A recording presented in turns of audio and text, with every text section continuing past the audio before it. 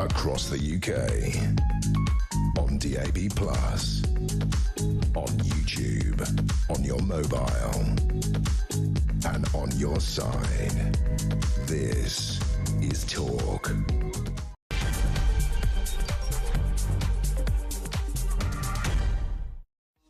Well, good morning and a happy Friday to you. I hope it's looking cheerful out of your window, and I hope you're cheerful deep in the bowels of your body, right to every last cell in your hair. This is Alex Phillips. I'm with you until 1 o'clock today, bringing you all the news and views of the week.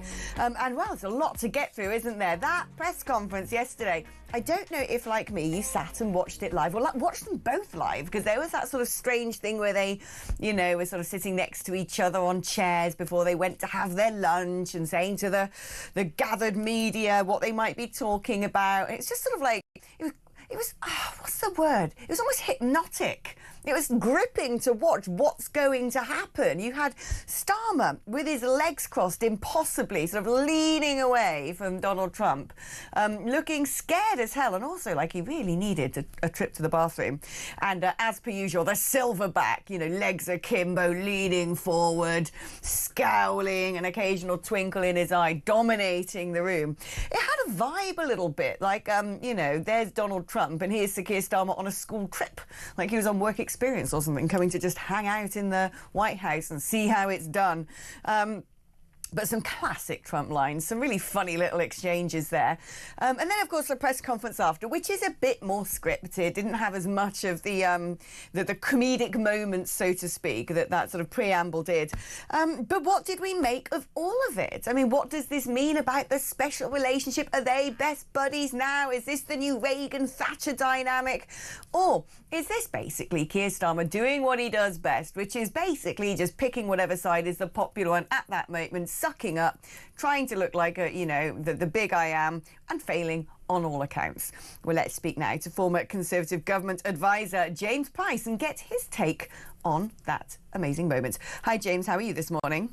Good morning. Thanks for having me on. Gosh, you're right. It was wild, wasn't it? The body language alone. You could have watched it with the sound off and it would have still been fascinating. Yeah, I mean, it was just, there were moments in there that just felt like it was a really badly scripted and acted play, some sort of proper cringeworthy moments. In fact, I think one of my absolute all-time favourite cringeworthy moments is this one. Let's play.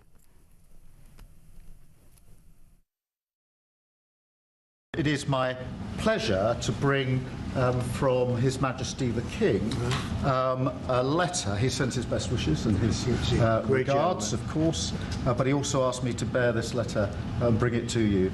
So can I present the letter from the King to you? Thank you very much. Am I supposed to read it right now? Yeah, please do. I will do. I've got to tell him what your reaction is, so I need to know. He is a great gentleman.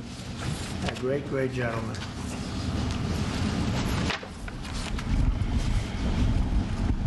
That is really nice. I must make sure his signature's on that. Otherwise, it's not quite as meaningful. It is, and that's quite a signature, isn't it? Beautiful. He's a beautiful man, a wonderful man, and we appreciate it. I've known him, gotten to know him very well, actually. Yeah. First term and now second term. Perhaps you'd like to say what that very important paragraph... Yes, so this is a letter from His Majesty the King.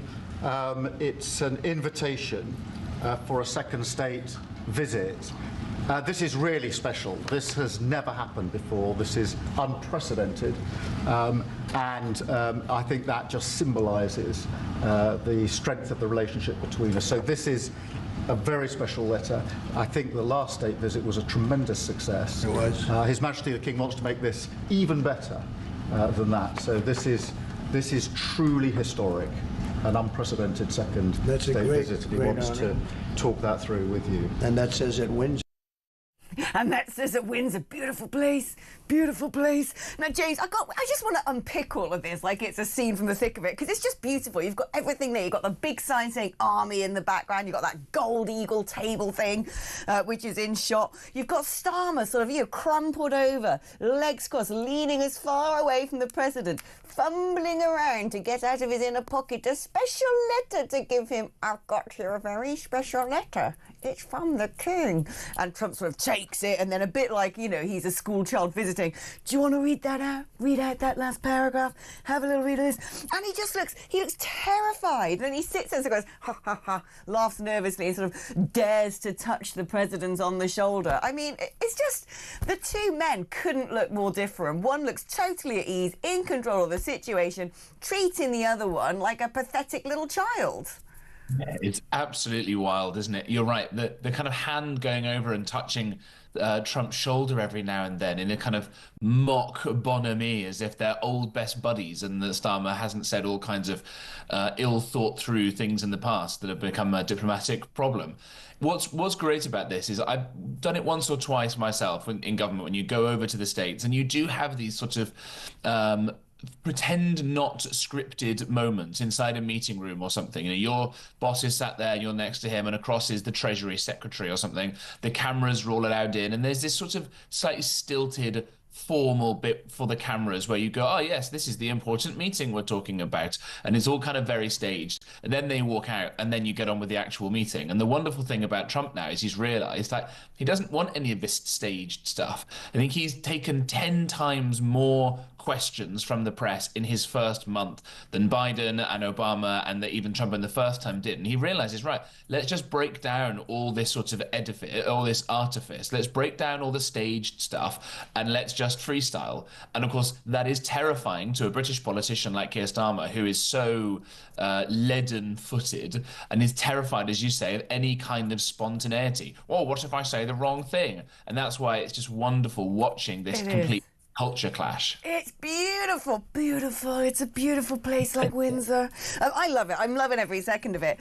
But what's amazing is how much authority Trump commands. You know, he's sort of he outlives his own legend now. He walks into a room and everyone's sort of like, oh my goodness, it's him, it's Trump. He's so unpredictable. Let's talk now about this conversation about a US trade deal. Let's hear first of all from that press conference. He was working hard, I'll tell you that. He earned whatever the hell they pay him over there. But he tried. I think there's a very good chance that in the case of these two great friendly countries, I think we could very well end up with a real trade deal where the tariffs wouldn't be necessary. We'll see. But he earned whatever they pay him. He earned today. He was working hard at lunch. And I'm very receptive to it. I think in all fairness, in all seriousness, I think we have a very good chance at arriving at a very good deal. JD and Scott and Howard, all the people are working on it, and I think we have a good chance at arriving at a deal that could be terrific, really terrific for both countries, okay? He's so casually belittling, isn't he? He earned his money. He had to work very hard. He was working hard, whatever they pay him over there. But what is so fascinating to me about this conversation is it's clear to me that the Labour Party are taking this as a win. You know, we're on side of the special relationship. We're going to get a good trade deal. But I'm pretty sure when he was shadow Brexit minister, Starmer would have been of the chorus going, oh, we don't want to leave the EU. We want them making all our trade deals. We better not have a trade deal with America because the NHS is going to be for sale because chlorinated chicken. And now they're turning around and going, yeah, this is brilliant. We're going to get a trade deal with America. I mean, it's just so, it's so hypocritical. Yeah, that's absolutely right. I mean, but, you know, the left is always hypocritical, right? It's always one rule for me and another for thee. Whether it's Diane Abbott saying that private schools should be abolished and then sending her kids to a private school, you know, all this kind of stuff. Whether it's Starmer talking that Boris shouldn't have had the cake in the lockdown and then Keir Starmer himself was spotted having a beer with people. You know, the hypocrisy runs through socialists just like blood runs through the rest of us. But I do think that it's a great thing that if we can actually get this deal going, right? I do think that given the just explosive growth of the American economy relative to the European economy, right, just before the financial crash in 2008, by some metrics, Brits were actually a little bit richer on average than Americans were in terms of what economists would call purchasing power parity, you know, how far the pound kind of stretches.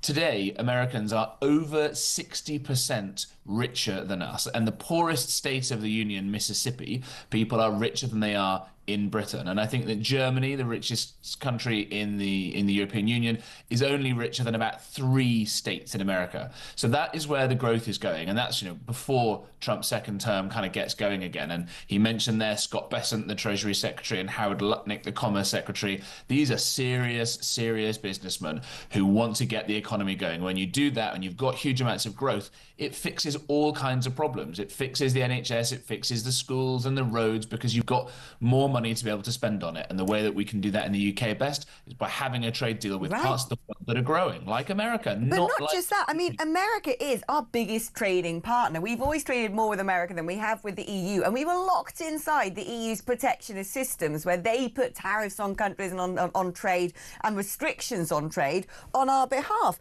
And when people are sort of worried about, oh, well, the chlorinated chicken coming from America, I think that's really unlikely, to be honest. Same with the idea that American pharmacoms are going to come over and buy our NHS. The way I look at this is, great, if we could have access to American drugs and American biotechnology and advanced medicine over here tariff-free, that'd be a rocket booster for the NHS. And when I think about all the things that we sell to them that they would love to have more of, especially food products, if anything, I would anticipate this being potentially a big fillip for farming, because Americans love having stuff like Aberdeen Angus beef. They'd love to have things like Welsh lamb. They don't really have much lamb in America, and we make some of the best lamb in the world. Proper cheddar cheese, not like orange stuff that comes out of a tube. Good old Scottish whiskey. I think all of our high-end specialist products that they know the names of, that have that added kudos and that added value, we should be celebrating from the rooftops if we do a trade deal with America. And we've suddenly got this massive market of 300 million people who would love to get our produce. Yeah, I couldn't have put it better myself. That's exactly right. And that's a massive prize at the end of this. That's the carrot. And the stick, of course, is that if we don't do this, we're going to get lumped in with the rest of the European Union and the tariffs that Trump is putting on them and people around the world. Right? Tariffs are a bad thing. Every economist will tell you that. I've got to say that, or I'll not be allowed into any think tank ever again. And Trump uses them, I think, mostly as negotiating tools and as sort of a form of geopolitics and defense and things as well, right? There's no need for that to happen with the UK and the US. We are massively important security partners. I'm sure we'll talk about Chagos in a second, notwithstanding, but it's great that we can avoid that and get all those benefits that you say yourself. And I just hope and pray that America doesn't look too closely at the state of Britain these days, and that people think in America that we still are all James Bond and we're all walking around with tweed and having tea with the king and all this stuff, rather than some of the horror of what's happening in modern Britain today. Because the more Americans that know about the shame of the paedophile rape gangs of the Pakistani men in Rotherham and these sorts of horrible things, the more the shine will come off those wonderful British products that we can sell them. Well, interesting you say that, actually, because let's have a listen to this next clip, shall we? Look, I said what I said, which is that we do have, of course, a special relationship with our friends in the UK and also with some of our European allies, but we also know that there have been infringements on free speech that actually affect not just the British. Of course, what the British do in their own country is up to them, but also affect American technology companies and, by extension, American citizens. We've had free speech for a very, very long time in the United Kingdom, and it will last for a very, very long time. Well, no, I mean, certainly we wouldn't want to reach across US citizens, and we don't, and that's absolutely right. But in relation to free speech in the UK, I'm very proud of our history there. Free speech, you say, Mr. Starmer. Didn't seem that way when that Nan had those policemen knock on the door because she had criticised Labour politicians. But, it's interesting. They have looked at us. They do know we have problems. The shine has come off. And actually a bit like a sort of big cousin who's a bit more successful, who worries about the sort of, wider family at large and wants them to be okay, who sort of has a pastoral, patriarchal role to play in the greater family. That's what America's doing now, is looking over to Europe, it's looking over to the UK and saying, look, you're one of us. We're kind of all part of the same civilizational development that's been facing a crisis. Get your act together. And Starmer there, very quick to jump in, going, oh, no, we've got free speech. I love free speech. Happy to interrupt J.D. Vance in the way he wouldn't be with Trump. But it is on their mind, isn't it? Yeah, although I would interrupt J.D. Vance at your peril. I just think he is the bee's knees. And the love speech him. that he gave the other week in Europe, he came to France and he had a pop at the European Union for trying to regulate AI out of existence before they've even managed to develop any AIs. And then he hopped next door to Germany to the Munich Security Conference and he gave that blistering speech saying, why on earth are you not spending enough on your own defense of your own continent? We're not going to keep doing that forever. And by the way, we're especially not going to do it if you're infringing American companies' rights, as you say there, to free expression and trying to censor them. There's something called the Digital Services Act in the EU that is absolutely destructive for these big tech companies and tries to clamp down on free speech. And of course, Vance more widely, as you say, just sees some of the problems that we're having here. And you say it's like a successful cousin. I thought it was like a kind of Roman proconsul sent from the imperial center to a naughty province to say, what on earth are you doing letting all of these Gauls in and destroying Roman civilization, right? And Starmer there absolutely petrified because, as you say, people have been arrested in this country for Facebook posts. Okay, they may have been saying horrible, awful things, but in a world in which a grandmother gets 15 months for saying something on Facebook and the Labour MP who actually decked somebody, punched somebody and beat them up, and the judge said, you probably would have carried on beating him up if you'd not been pulled off him, gets a suspended sentence, doesn't go to prison. Yep. That's mad. It is absolutely mad. I couldn't agree more. I loved your analogy, actually, of, sort of Roman times going out to some far province and going, sort yourself out, you're messing up the empire. That is exactly what it's like. But talking about the empire, I mean, I think one of the most comedy moments, and there were lots, I mean, honestly, I could make a top 10 comedy moments from this sort of interaction that we had yesterday, has to be this comment by Donald Trump. And we look forward to welcome you in the United Kingdom. Thank you once again. Thank you very much. What a beautiful accent.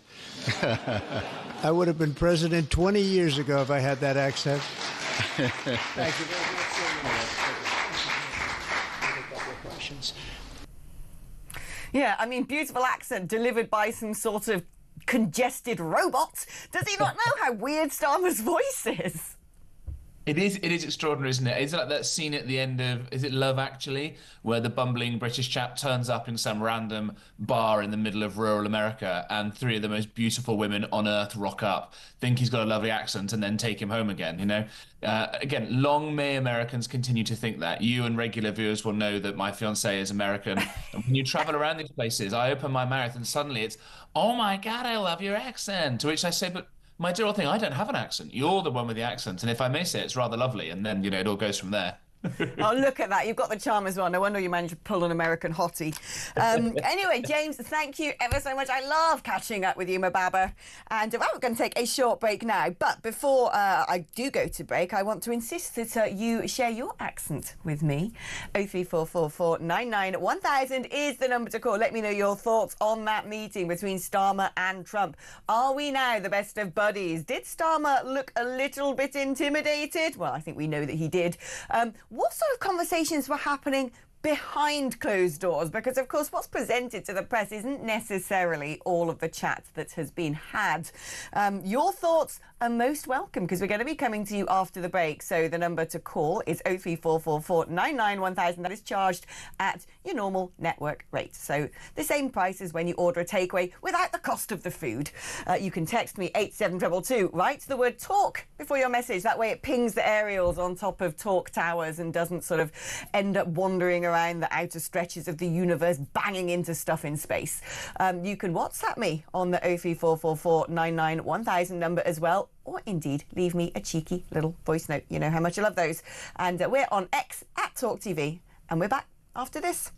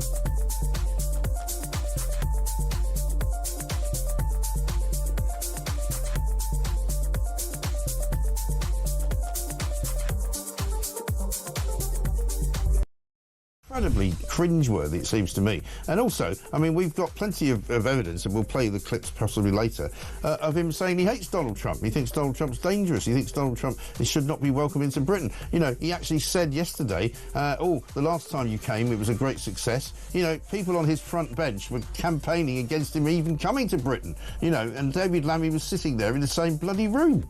Well, he was the one who said he'd chained himself to Downing Street and came to Britain. And, he was the one who sat there on the sofa with him.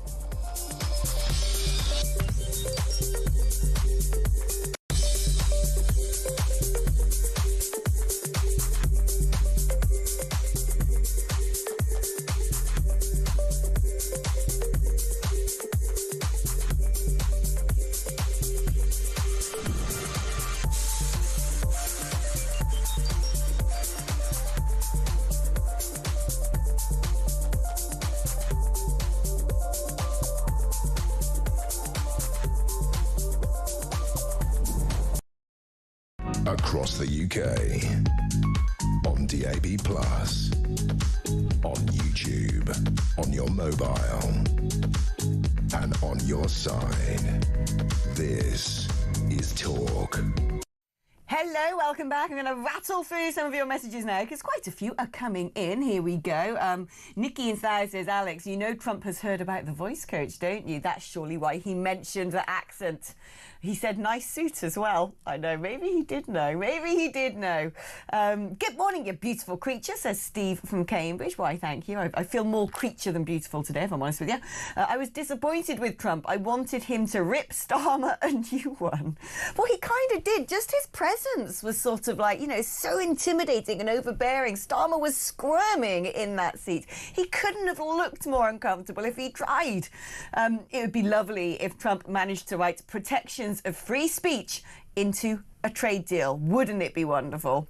Hey, Alex, loving Fridays. Thanks to your show. Oh, thank you there, Ian in Hemel Hempstead. I think Trump should have accepted the state visit invite only on condition that we fly a balloon of Sadiq Khan over Buckingham Palace in a nappy, crying on the day of the visit. Free speech, free balloons, all of it. Hi, Alex. I don't know if you know, but you're doing very well on TikTok. Oh, thanks, Dave. I did not know that. And that's not me. Someone else is clearly making money out of me. Well done to them. That's entrepreneurial. And yesterday's debacle can be summed up in one word for Brits: embarrassing.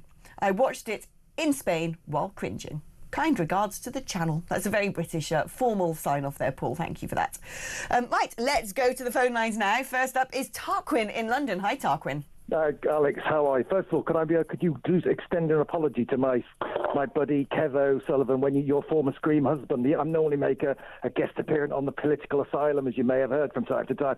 But I had to when I heard what you were talking about today, Alex, about this press conference, I watched the whole thing yesterday, and I completely agree with your summation of it. But also, it looked to me when he was holding his little envelope like a little naughty schoolboy in the headmaster's study of days gone by, but with his note from Mummy and Daddy: please don't thrash me, sir. Please don't thrash me. Had he not had that envelope, I think he would have torn the strip off him more than he did. But he knows that Donald loves the royals and the heritage of England, and that's why that's how he had to pull that out of his back pocket, because otherwise he was knackered. He was knackered. You're right. Why? Hold on. Why? You give Kev all of your good lines, Tarquin, and it's the first time you're phoning me. What's that about? No, I've spoken to you before. Yeah, but I feel like there's favouritism. You want me to pass on messages to Kev.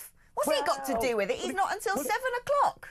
Well, he's your screen husband. You're bound to see him. Well, I know. Oh, curmudgeon that he is. I do miss him, mind. But interesting, look, what you said there, Marcus message saying, as an anti-royalist and anti-Brexit socialist prime minister, how useful did Starmer find those two assets in sucking up to Trump, avoiding 25% tariffs? Up your chuff, and being able to unilaterally contemplate a trade deal. You're right, because things with state visits, it's not the royal family who go, oh, I really want to see this prime minister.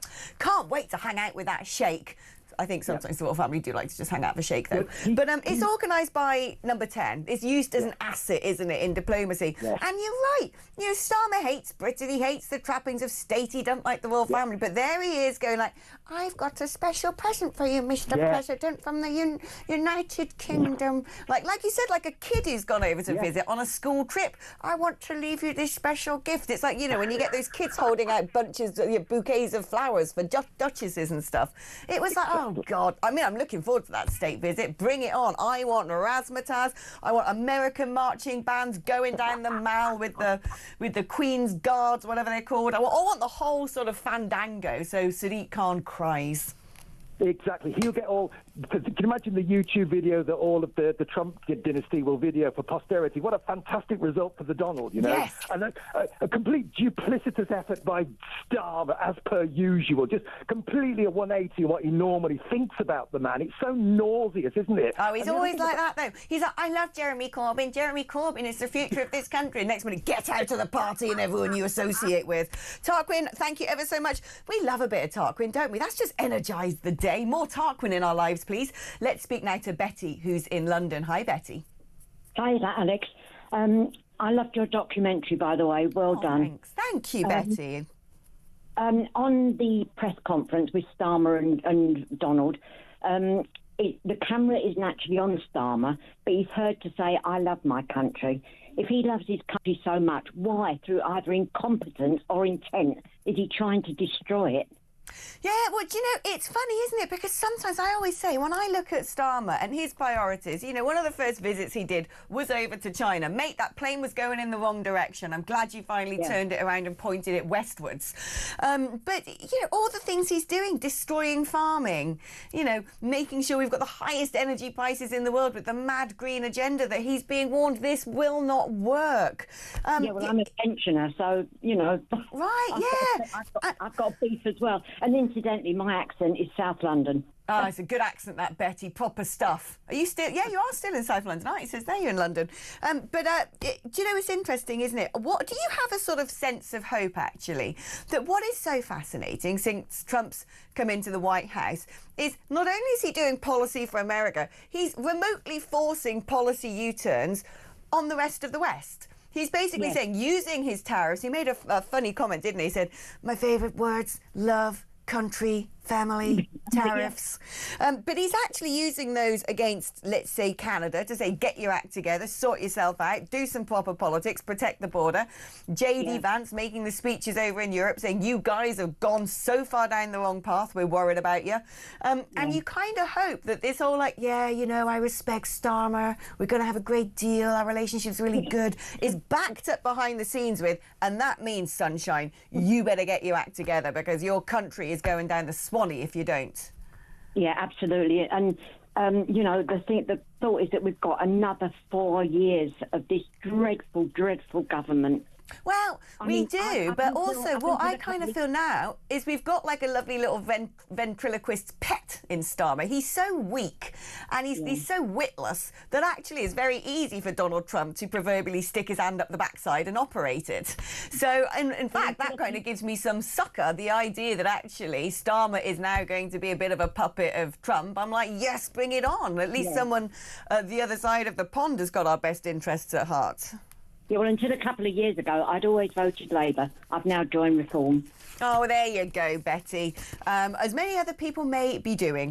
Thank you ever so much for your call. We're going to take a short break now. When we come back, it never, ever leaves the pages of the papers, does it? The migrant crisis. Well, you'll be pleased to know that 3% of small boat migrants have been deported since 2018. 3% in 7 years. So that means all these people breaking illegally into our country, 97% of them are rattling around here doing Lord knows what with Lord knows who. And they say we've got border control. It's for the birds. We're going to be discussing that after this.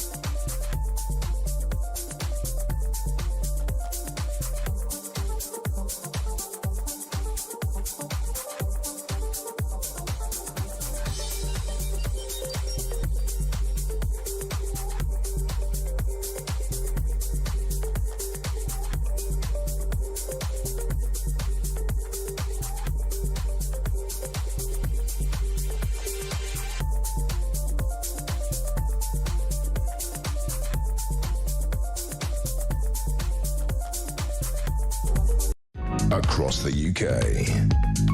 On DAB+. On YouTube. On your mobile. And on your side. This is Talk. Hello, welcome back to the show. Alex Phillips here until 1 o'clock, keeping you company with news and views and, well, something that rhymes with that I can't think of right now. But a story that is always in the headlines here in the United Kingdom because we're so weak-willed and feeble when it comes to tackling the problem is the ongoing farce of the migrant crisis. Doesn't really make pleasant reading, but apparently the number of migrants placed in hotels, cited as a flashpoint for last summer's riots, has risen by 8,000 since Labour took power. Do you know, the more places I travel now, it's like, did you know that place is a migrant hotel? Did you know that place is a migrant hotel? They're basically in every single town now. It's ridiculous. Our homeless people on the street, many of them veterans, don't give them a single penny. Somehow during COVID, when it was potentially a public health crisis to have homeless people on the street, they were all put up in hotels. Now it's like, off you go, back on the streets. You just curl up in a corner and die. Meanwhile, this lovely sterling young gentleman who's broken into our country on a boat have a hotel room. It makes me sick. On top of this, only 3% of these boat people have been deported since 2018. Who are they? What are they doing here? The minute they land on our shores, they should be put into a deportation centre and sent back. It's ridiculous. But perhaps there is some light at the end of the tunnel. Because, again, I never understood why this was the case anyway, but France is now going to lift a ban on their police stopping migrant boats at sea. You've seen the footage of the policemen on the shores in Calais. I mean, sometimes they get out a little weapon and stab the inflatable boat so it can't take off. Most of the time, they give them a packed lunch and wave them on their way as they drift over the Channel to England, despite us giving them millions of pounds to stop that happening. Well, it seems to me that actually some common sense has finally prevailed, because Bruno Retailleau, the French Interior Minister, said on Thursday that he was seeking a law change to allow migrants to be tackled out of boats in shallow water. You know what these French police are like. Like they're going to want to get themselves wet, put on some waders, walk across the sand into the sort of shallows of the sea and be like, oh no, I might get my corduroys damp. But actually, hopefully, this shows a little determination by France that they are going to finally do something about people leaving their shores to come here. Let's speak now to Tony Smith, former head of the UK Border Force. Hi, Tony.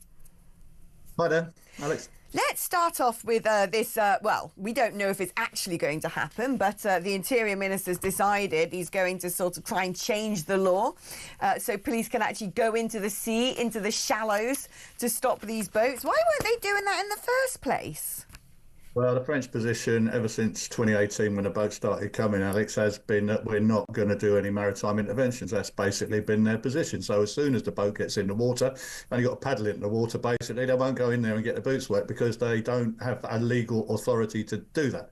So the Home Secretary's gone over there yesterday, had a word with them, and they said, all right, then we'll have a look at our laws and maybe, we will paddle in and stop these, these boats launching from the sea. But do you know what? I mean, what they could have agreed 8 years ago is a third country agreement with us. You know, what does it matter whether they're in the water or on the beach or halfway across the channel? Why would they don't just take them back anyway? And why don't we controls in the border with us and them? They could come on our boats, we could go on their boats. But bottom line would be that you just won't get into the UK. You'll be taken straight back, and then that would stop it straight away. But they're not prepared to go that far. I think it's a small step in the right direction, but I'm afraid it's not going to stop the boats, Alex, by a long way. Well, it's a small step in the right direction, if indeed the step is even taken. It's all very well the Interior Minister going, we will look into this, it might be a possibility. They won't. They'll look into it and decide that they're not going to do it. But I don't understand this. You know, when it comes to the French, if they decided they weren't going to allow these people to come over to England, I actually think that it would stop the flows of migrants into France in the first place. France, to a lot of these people, is a conduit state. They're not necessarily looking to stop in France, or they wouldn't be all gathering around in Calais trying to get over here. So if France suddenly said, look, you can't get to England by being in France, maybe they wouldn't enter France in the first place. Well, you know, there's the Schengen zone, isn't there, Alex? You know, so once you get into the EU external border, you can wander around the EU as much as you like. Quite a lot of these people have been in the EU for a very long time, actually, before they decide to come on a boat and come over here. I mean, to be fair, the Frontex have reduced the asylum intake at the external frontiers. Certainly, the central med crossing is down about 90% this year, but that's because they're doing what they should be doing here. They've actually got, you know, the EU have funded resources off the coast of Libya and Tunisia to do the pushbacks and take them. So it's hypocrisy, really, by the EU. You know, it's all right to do that on their southern border, but not on their northern border. So essentially, I mean, I think there's still going to be a very significant supply of migrants who are in the EU who will want to take this route to come into the UK. And as you said earlier on, our deterrent is really minimal. Hardly anybody is being removed. And so asylum intake is now at record levels, 108,000 I saw yesterday from the figures, which is actually astonishing and smashed even our previous record of 2002. You know, and that's not just on the boats, Alex. People are, you know, some are still getting through in lorries, but we're also granting lots of visas to people that we shouldn't be, because clearly people are getting visas to come in here for one reason or another, and then when they get here, they're claiming asylum. So we've really got to do something about the asylum intake, because the knock-on costs you described there about hotels and process and whatever, whoever's in charge, whether it's Labour or Conservative or anybody else, is still, that's all coming out of taxpayer money, and it's going to go up and up and up. So I'm just a little bit depressed, really, having seen these figures yesterday, I'm afraid. Yeah, I'm depressed seeing. I mean, the problem is from the beginning to the end of this system, and you're right actually about the EU finally taking affirmative action in the Med, particularly around sort of Greece and Italy, and thank goodness they're doing it at long last. I always get the impression with the EU they were on the front line of the sort of primary waves of this irregular migration, as politically correct people would say, and they've always wanted to push for an asylum contract between European states to all have their fair share and share them out. And I get the impression what the EU's doing is going, right, Britain, you haven't signed up to this, but we're going to make sure you do by the back door. I'm very suspicious of this youth mobility scheme they're trying to push on us at the moment. But the other thing that really depresses me is we've got a fifth column in this country as well.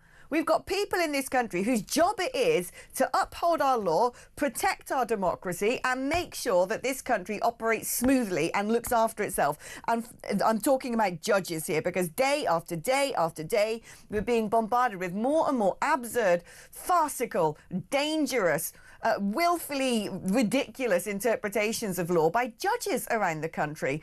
And it turns out today that an immigration judge, behind a series of these mad rulings that stop people being deported, has been happily scribbling away articles for some sort of website which promotes open borders.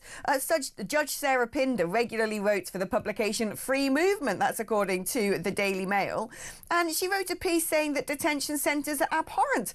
What is wrong with these people? These judges seem obsessed with making sure people who've come into the country illegally get to stay here. Yeah, so my question is who they are accountable to, Alex. I don't expect they'll come on your show and be accountable to you for what they're doing. They do publish materials. I've seen the Free Movement website. It's available for everyone who wants to have a look. But I was really surprised that I knew Sarah Pinder was on that website. I didn't know she was an immigration judge. But it does seem to me that there are a very, very large number of immigration judges that are driven by politics. And I thought the courts were supposed to be politically neutral and to analyse legislation and not to impose, legal judgments upon us, which favour their own political views of open borders. Now, there's always going to be judges and judges, going back to Lord Denning, about what they think about how things should be run in this country. But what we've got is something called, jurisdictional overreach, really. That's been happening in Europe, it's happening in these courts here, where the courts are really running the show. And if you look at all these cases, Alex, I mean, we get beaten up. I don't work there anymore, but the Home Office gets beaten up because of, it's all our fault. But actually, quite a lot of these cases, the reason they're in the tribunal is because they've been refused asylum by caseworkers, and the enforcement want to try and remove them. But we cannot put the Home Secretary in contempt of court. If a court decides somewhere that actually you can't do that because of one reason or another, then unless we can persuade the courts to change their minds, then we are stuck by those judgments. So I do think we really need to have a really closer look about the accountability of First Tribunal judges. Are they independent? And if they're not independent, well, what are we going to do about that? Yeah, I mean, what I don't understand is when you get these cases where, you know, someone's gone, right, you've got no right to be here, so you're going home. And they don't just get to appeal once, they get to appeal again and again and again and again. I mean, that's madness. And the thing is, they're not having to pay for it themselves. And that's how they get to appeal again and again. You know, if I do a 25 and a 20 and I say, I don't really think I did a 25 and a 20, or I was having a bad day, or, you know, I don't think that your camera's right, and they go, no, here's the points, here's the fine. I don't get to then spend taxpayers' money going, I'm going to challenge this again, and then spend more taxpayers' money going, I don't like that ruling, so I'm going to challenge it again. Surely there should be a cut-off point that when the Home Office has made a decision that you're not supposed to be in this country, so you're going to be sent home, that's it. Yes, I was up there giving evidence yesterday to the Bill Committee, Alex, on the Rwanda plan and all that, and got a lot of questions from a lot of Labour MPs about what a waste of time that all was, what a waste of money. But I mean, we need to understand why that didn't work, regardless of who you use it. It was because of legal interventions. And I mean, actually the day, you might remember the day when we had a plane sitting on the runway and we got some pyjama judge in Brussels who suddenly decided to say, well, no, sorry, we can't do this anymore. Yeah. Now, the moved really, really quickly then because they didn't want to do so. There was an injunction to stop you doing something. So we had to stop doing it because we had an injunction, and we would have been in breach again of the courts if we. So, you know, they can move really quickly, but when they don't need to move really quickly, it took us another 3 years to get our judicial review after judicial review. And the reason we never got Rwanda going, let's be honest, was because of this exact question that there is no time limit on these things. Opponents will spin it out as long as they like, and for every spin out is a victory, Alex, to them, because you know, the longer you can stay in this country, the more likely it is you're going to be able to put forward new reasons why you can't go back. You know, you've got a relationship here, you've had a baby here, something's happened back home. All of these things get thrown in after the mix. I agree with you. We must have a cut-off point. We really must have a cut-off point. We could, you know, forcibly go, but then we would be in breach of our current constitution. So you're raising constitutional issues here. But I think I'm glad you're highlighting them, because it's been a problem. It's not a new one. I mean, even back in my day, we were having to pull people off planes at the last minute because we got a phone call from some court somewhere in the land telling them they wanted us to stop while they had a look at it. And we should be able to send people straight back upon the authority of a chief immigration, like we did back in my day, but I'm afraid those days are gone now. But yeah, I mean, as former head of UK Border Force, how much do you think today the people in the Border Force are gnashing at the bit, wanting to get on with their job, wanting to protect this country, wanting to maintain the integrity of our borders, wanting to deport people who shouldn't be here, wanting to potentially turn boats around and say to France, this has come from your land, off it goes back again, and yet are constrained by the lack of political will, or above that, like you said, these deeply defiant, motivated judges? Well, you know, the Border Force are your listeners, Alex, they should have their own view. They're not allowed to express them on media. Now, it's part of the deal. You can't go and talk to you about it. I can tell you they're really depressed, most of them. They don't join the Border Force to do what they're doing. They join the Border Force because they want to protect our borders. And they do a good job protecting our borders. We catch a lot of bad people, catch a lot of bad stuff. We do quite a lot of good work. But this is hugely frustrating for any enforcement officer to find that actually they can't enforce the powers they've been given by statute because there's always some kind of judicial intervention. And actually we've handed over the control of our ports and our borders to the judiciary, to judges who actually aren't on the front line, don't have to see these people face to face, don't have to deal with some of the problems they face. It's quite dangerous being out there on the boats. I was out with them last year. It's really dangerous. It's pretty horrific, some of the scenes you see with people throwing up and, you know, babies being held over the side and all kinds. So we are actually saving lives, but I mean, we're not there really, you know, of course we need to save lives, but that's not the problem, is it? The problem is we're here to enforce the law. If someone's coming here without a passport or a visa and trying to get into the country, or they're, you know, committing crime, then you would expect immigration enforcement and Border Force to want to send them back, but they can't mainly. So there is a huge sense of frustration, I think, across the business that we aren't able to enforce the powers that we've been given in law, and that is primarily these days because of a judicial intervention of some sort. Yeah, Tony, we've got to figure out what we do about those judges. They'll all get, you know, that was like Lady Chief Justice Carr or something going, oh, don't criticise the judiciary, that's when you become a failed state, or some rubbish like that. she can just do one. Tony Smith, former head of UK Border Force, thank you ever so much. Now, we're going to take a short break, but that Gaza film, I mean, I never watched it this week because I kind of knew it was going to be some sort of bleeding heart Paul Gazans thing. It was never going to be a sort of balanced, let's look at this from a sort of, you know, sensible point of view, when it was made by the BBC, so I decided not to watch it. Rightly so, because it turns out their poor little child victim, who was scripting this and speaking in it very, very articulately from the clips I've seen, well, he was the kid, wasn't he, of a Hamas minister. I mean, you couldn't make it up. Where were the checks and balances? Should there be an inquiry now into the BBC of how, yet again, it seems that they've done something which falls really far wide of the mark when it comes to, you know, discretion and balance and being a public service broadcaster? We're going to be discussing that after this.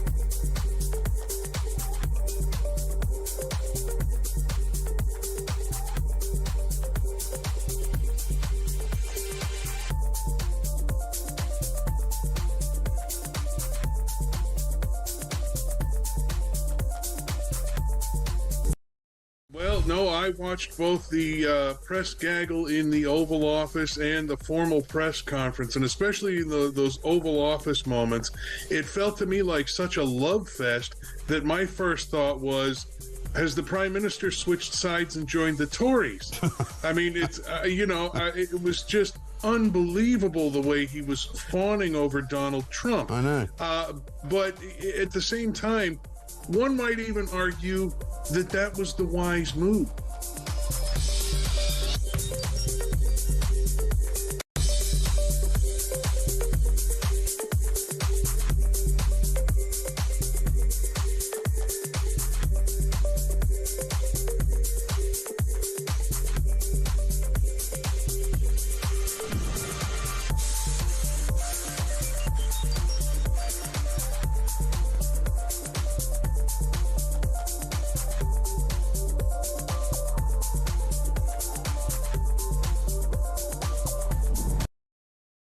Across the UK, on DAB+, on YouTube, on your mobile, and on your side.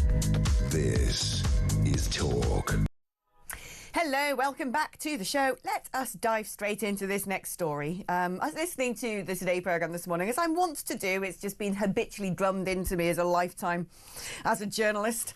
Sometimes it feels a bit like self-flagellation. And they were doing one of those reports that the BBC love doing, when the BBC is doing a report on the BBC and criticising the BBC, and then say, we went to the BBC for comment, but the BBC didn't want to put anyone up for comment. And it's kind of a bit, oh God, this is a bit cringeworthy. But, you know, it does sound like they're taking this very seriously, and that is the fact that the BBC basically made a documentary about Gaza, called Gaza, How to Survive a War Zone, that they've had to pull from the BBC iPlayer last week, 4 days after it's shown on BBC Two. When it emerged, the 14-year-old narrator, was actually the son of a Hamas official. There he is, lovely little wee thing, articulate kid, showing you all the rubble, you know, telling you how awful everything is and how dreadful their lives are. Look, and it's a war zone. I think we kind of assume it's pretty rubbish over there. But it transpires he's actually the son of a Hamas official. There he is, handing babies to some doctor like that's his normal day. Oh, and there's the beaches. Oh, there's a Trump Gaza. There you are. There's Gaza on the Med that we're promised in the future. But as part of this documentary, there were all sorts of things that were just a little bit wonky.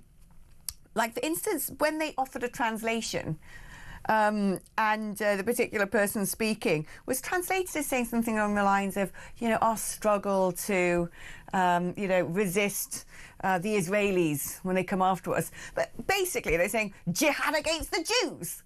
Oh, this is kind of different sentiment here, my friends. Anyway, let's speak now to Robin Aitken, a former BBC journalist. Robin, great to have you back on the programme. Do you know, I personally am not for some sort of independent inquiry. These things cost millions of pounds. What happens? It becomes a big talking shop and everyone goes, I'm sorry, mea culpa, no one gets fired, nothing happens. And then we just sort of sleepwalk into a similar thing again, because it seems to me that a lot of this is kind of mindset-based. Of course. Morning to you, Alex. Yeah, I mean, there's really, I can see no justification for, a big inquiry on this. It's pretty obvious that there has been rank incompetence here. It's extraordinary to me. I mean, I used to work on the Today programme under Rod Liddell, and I was listening this morning like you to it because I've still got that old habit. And what's extraordinary to me is that as a BBC reporter, which I was for 25 years, the hoops one had to go through to do ordinary reports here in the UK. There were lots of checks and balances. And Rod Liddell, I might say, was an excellent editor in that regard. He was very scrupulous about making sure that what we were doing, was well-founded and there were no problems.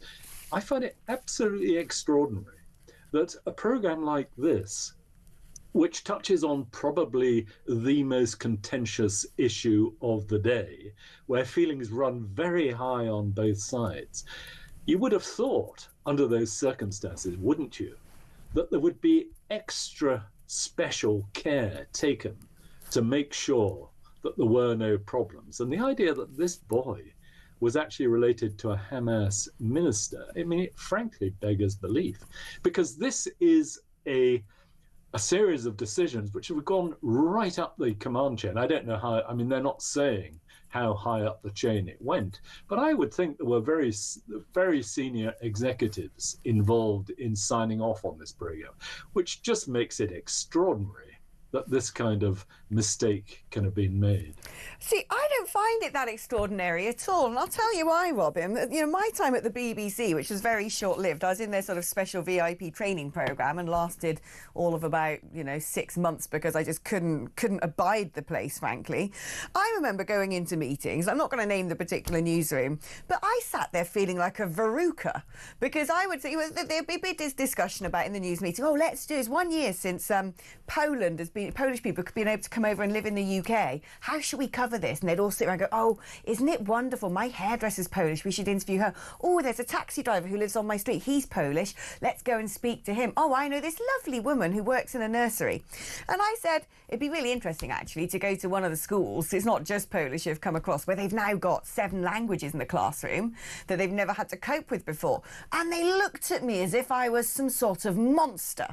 And so I can see how this happens. There are people sitting around with chunky plastic jewellery and rainbow lanyards, having a cup of oat milk coffee going, isn't it awful what's happened in Gaza? We should make a documentary. Oh, there's a journalist I know and he knows this boy and he's really good and articulate. In fact, I've seen some of the videos and all of it. And they just sort of self-aggrandise in, sort of moral righteousness that they're doing this wonderful thing because they're all bleeding heart liberals. And so nobody has the wit to go, do you know what? There are some wrong-uns over there in Gaza, and perhaps we're being duped. That, to me, is what's gone on here. I think it's cultural. And talking about Rod Liddell, do you reckon in this day and age Rod Liddell would even be allowed to make a cup of coffee in the BBC, let alone edit the Today programme? Well, they certainly won't be inviting him back in, that's for sure.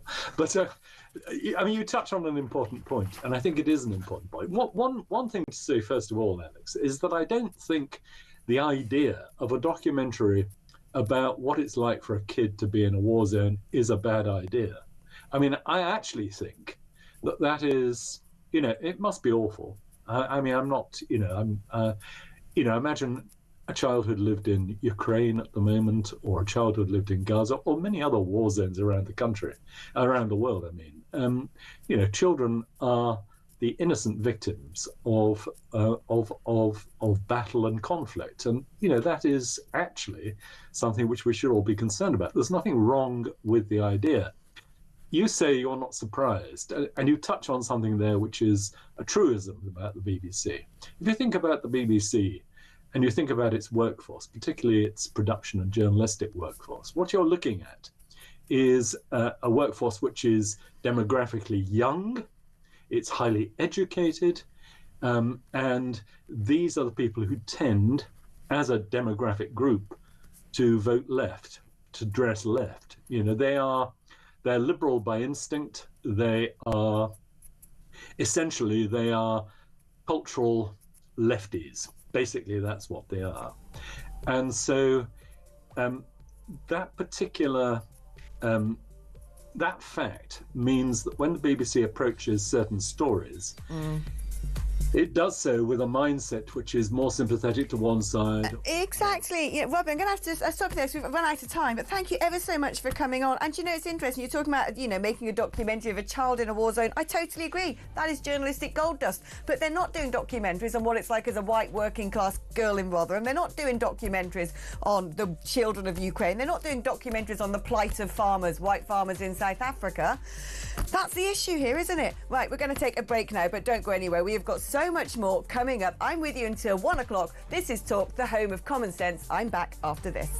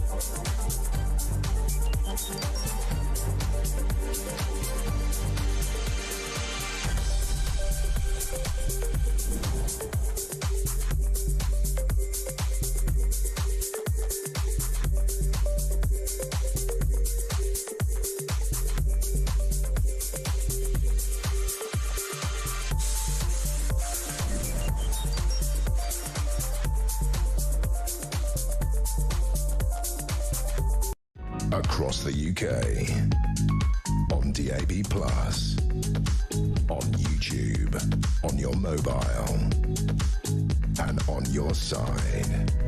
This is Talk.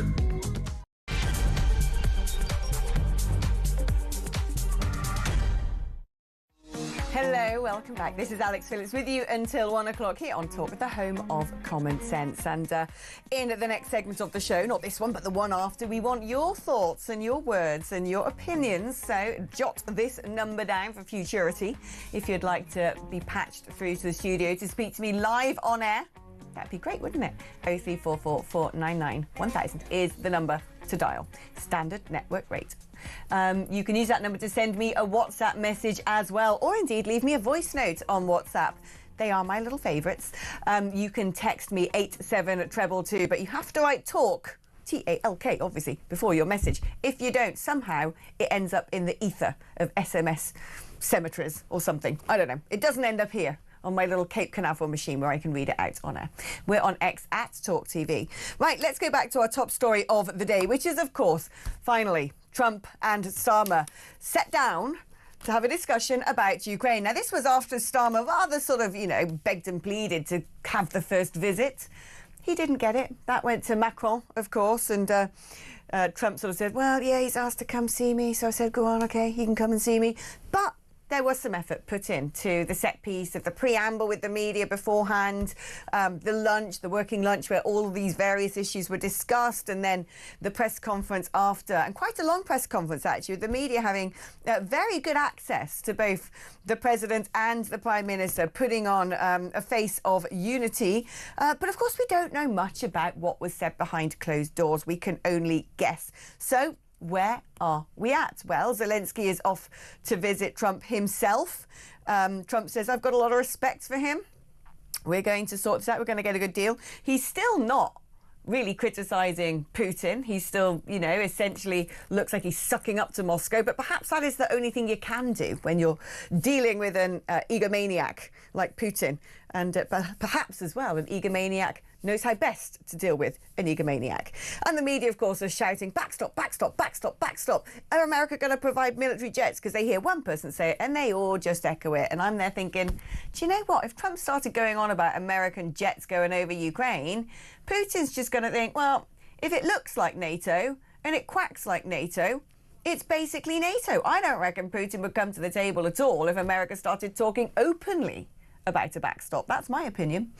But actually what Trump said, which I'm not blowing smoke up my own backside, but I have been saying it for a while now, is this assets deal with Ukraine, 50% of rare earths, want the rare earths, in Ukraine, is basically the backstop, which Trump has now said, well, it's blimmin' obvious, isn't it? If America has interests and people in Ukraine because they are making money out of those rare earth minerals and the natural resources that Ukraine has, that then becomes American interest, deeply embedded within American interest, vital rare earth mineral supply for where we're going in the future with technology. Then you kind of think Putin gets the message. If I were to dip a toe into this territory, that is essentially now messing with the Americans. I mean, I think that's kind of implicit, but of course, no one else seems to get that and bangs on about backstop, backstop. Maybe I'm the wrong one. I don't know. Let's speak now to Sybil Browder, who's Putin's #1 foreign enemy, head of the Global Magnitsky Justice Campaign. Bill, it's great to have you on the programme again. Great to be here. You know Trump. Trump. You know Putin. You know how that man's wired up. If we're going to sort of, sue for peace, so to speak, would it work if Trump started saying, yes, we're going to have American jets over Ukraine space to, defend Ukraine? Or would that essentially just go back to ground zero and there'll be no progress? Well, I think we need to take a big step back here. Why? So does Putin want to stop this war or does he not? Because if he doesn't want to stop this war, then putting our nose up his backside, which is effectively what all this stuff has been that Trump has been doing, is not going to change anything. If he wants to stop this war, then we don't need to be doing all. I mean, this is then a simple negotiation of interests. What are his interests? What are our interests? What are Ukraine's interests? and let's go to the negotiating table. All this other stuff is just a load of nonsense as far as I'm concerned. And for what it's worth, Putin hasn't indicated any desire to make any concessions whatsoever. None. And all these meetings have all been about having meetings as far as Trump and Putin are concerned. The meeting in Saudi Arabia didn't discuss peace of any sort. It discussed people being staffed at the U.S. Embassy in Moscow and the Russian Embassy in Washington. That was the only substantive business point that was discussed. Everything else has been sort of theatrics and noise, and I would say us negotiating with ourselves in the absence of Putin making any indication about anything. And in fact, I would say the opposite, that he has made an indication that he doesn't want any he wouldn't accept any foreign troops in Ukraine. He's indicated that he would not give up any territory, including the territory that he doesn't even occupy. He considers that to be sovereign Russian territory. And so I think we need to take a big step back here. And interestingly, yesterday during these conversations, Keir Starmer was saying, we want to put boots on the ground and so on, and Trump says, hold on a second, that's an afterthought. We need to actually get a deal. And so I think Trump is even starting to telegraph the uncertainty about Putin's willingness to do a deal. Let's go back to what I think is fascinating and brilliant, what you've just put on the table there, the idea that Putin himself hasn't said, I want a deal. And that's true. No noises seem to have come out of the Kremlin suggesting that he's gone, well, we're a bit broke, we've run out of resources, we're not winning this thing, so perhaps actually let's just stop it. He has sort of, it has aggrandized him, having, had a 90-minute conversation with the American president. And frankly, it aggrandizes him that everyone's talking about him and, trying to second guess him and worry about him and how to handle him. But how worried should we be? I mean, it has become a war of attrition. Have they run out of money? Are they broke? Can they continue to sustain this? Is it going to be a regrouping exercise if Putin gets his way, that he'll then come back 5 years later, like he did essentially with Crimea, and have another go? There's no question that the reason why Putin is doing this war in the first place is straight out of Machiavelli. If you're worried about your people being mad at you, and they have good reason to be mad at him. He's been around for more than 2 decades. The economy is not doing well. People are poor. And the best way to deflect that anger is to create a foreign enemy and start a war. There's no real beef between Russia and Ukraine. This is a war specifically straight out of the playbook, Machiavelli 101, create a foreign enemy, start a war so that the dictator can stay in power. That's why Putin's doing this war. And so, and he needs a war to stay in power, and he's used previous wars to stay in power. He invaded Georgia to up his approval ratings. He took Crimea to up his approval ratings, and he thought this would be an easy one to continue to up his approval ratings. And so, and for what it's worth, he's running out of road. I mean, in terms of the number of people killed, they're losing between 1,000 and 1,500 soldiers a day, and they've lost 200,000 soldiers just to get 50 miles of territory. This is a total unsustainable war for him. And by the way, the Ukrainians aren't losing those people because they've now launched a drone war. The Russians aren't even sending tanks in anymore because they understand that the tanks will be blown up by a $500 drone. And so they're sending 5 guys in at a time. The Ukrainians are figuring it out. They're targeting them and they're killing them. And so Putin has now lost, according to Ukrainian estimates, 872,000 soldiers. It's an unbelievable amount of people. And the one thing that Putin doesn't want to do is he doesn't want to bring this war to the regular people, the elites of Russia in Moscow and St. Petersburg. He's taken all the convicts out of prison. They're dead. All the original army is dead. All the poor people in all the regions who went to do this war for a few $1,000s, they're dead. And the only way he can carry on with this war is a general conscription, where he takes regular people and throws them into this meat grinder. And he doesn't want to do that because he understands if he does that, then things really turn badly against him. And so for everyone to say that, we give up, well, he's suffering 100 times worse than us. The Ukrainians aren't ready to give up. And so I think that all of this this talk, well, we've done it for 3 years, that's enough is enough, just because Trump said so, I think that's just wrong and totally not in the interests of our security, of Ukrainian security, and of global peace. So are you sort of advocating, therefore, actually a sensible thing to do in terms of statecraft would be to up the ante and actually put the pressure on Russia, make sure that Ukraine has more weaponry to stick on their drones and, you know, keep pushing back so it actually causes Putin a lot of domestic problems? Because the one thing that we constantly hear, and again, there never seems to be any harmony in the approach that Europe should take within Europe. They all seem to pull in different directions for various different reasons. But the one thing you keep hearing is, well, you know, if you actually back Putin into a corner where, like you said, this is going to get to start affecting the elites, his cohorts, when it's their sons, their neighbours, their cousins, that is he then going to start messing about with nuclear weapons? Because that's always what we hear about Putin. Oh, you know, you've got to build him a golden bridge because things could get a little bit tasty. Well, that is just pure, absolute appeasement. I mean, everybody knows Putin understands that if he that the only time he ever really negotiates is when he has to negotiate. He would negotiate when he has to. He's not going to negotiate from a position of strength. And he now with all this you know, Trump flattery, he thinks he's in a position of strength. And so it's the least likely moment for him to negotiate. There's no way to, you know, you can't take a murderous dictator and say, oh, please, you know, can you be merciful? That's not how these guys operate. They operate out of their own interests. When he sees that you know, he's run out of road, then he'll say, okay, well, you know, we can do this and we can do that, and then he can spin it however way he wants back home. But you know, you don't negotiate with dictators by being nice to them. That's just like naivete on a grand scale. Is there hope there? Because we know that Zelensky is going over to America. Is there hope that, you know, the rhetoric that we've had so far coming out of the White House, which very much does sound like sticking the nose up the backside of Putin, I liked your phrase, you know, that things are going to go in a different direction? Because people always say about Trump, well, he's unpredictable, isn't he? He might say one thing 1 minute, but he changes his mind. He's quite mercurial. And perhaps actually that there is a sort of willingness to give Russia a big old slap if necessary. Well, I mean, I mean, I've been in the deepest funk of my adult life the last 2 weeks, listening to all this, you know, complimenting of Putin, voting against, you know, the United States voting against Ukraine along with Iran and North Korea at the United Nations, and it's been really a terrible time. But the one solace is is that, you know, Trump, as you say, changes on a dime.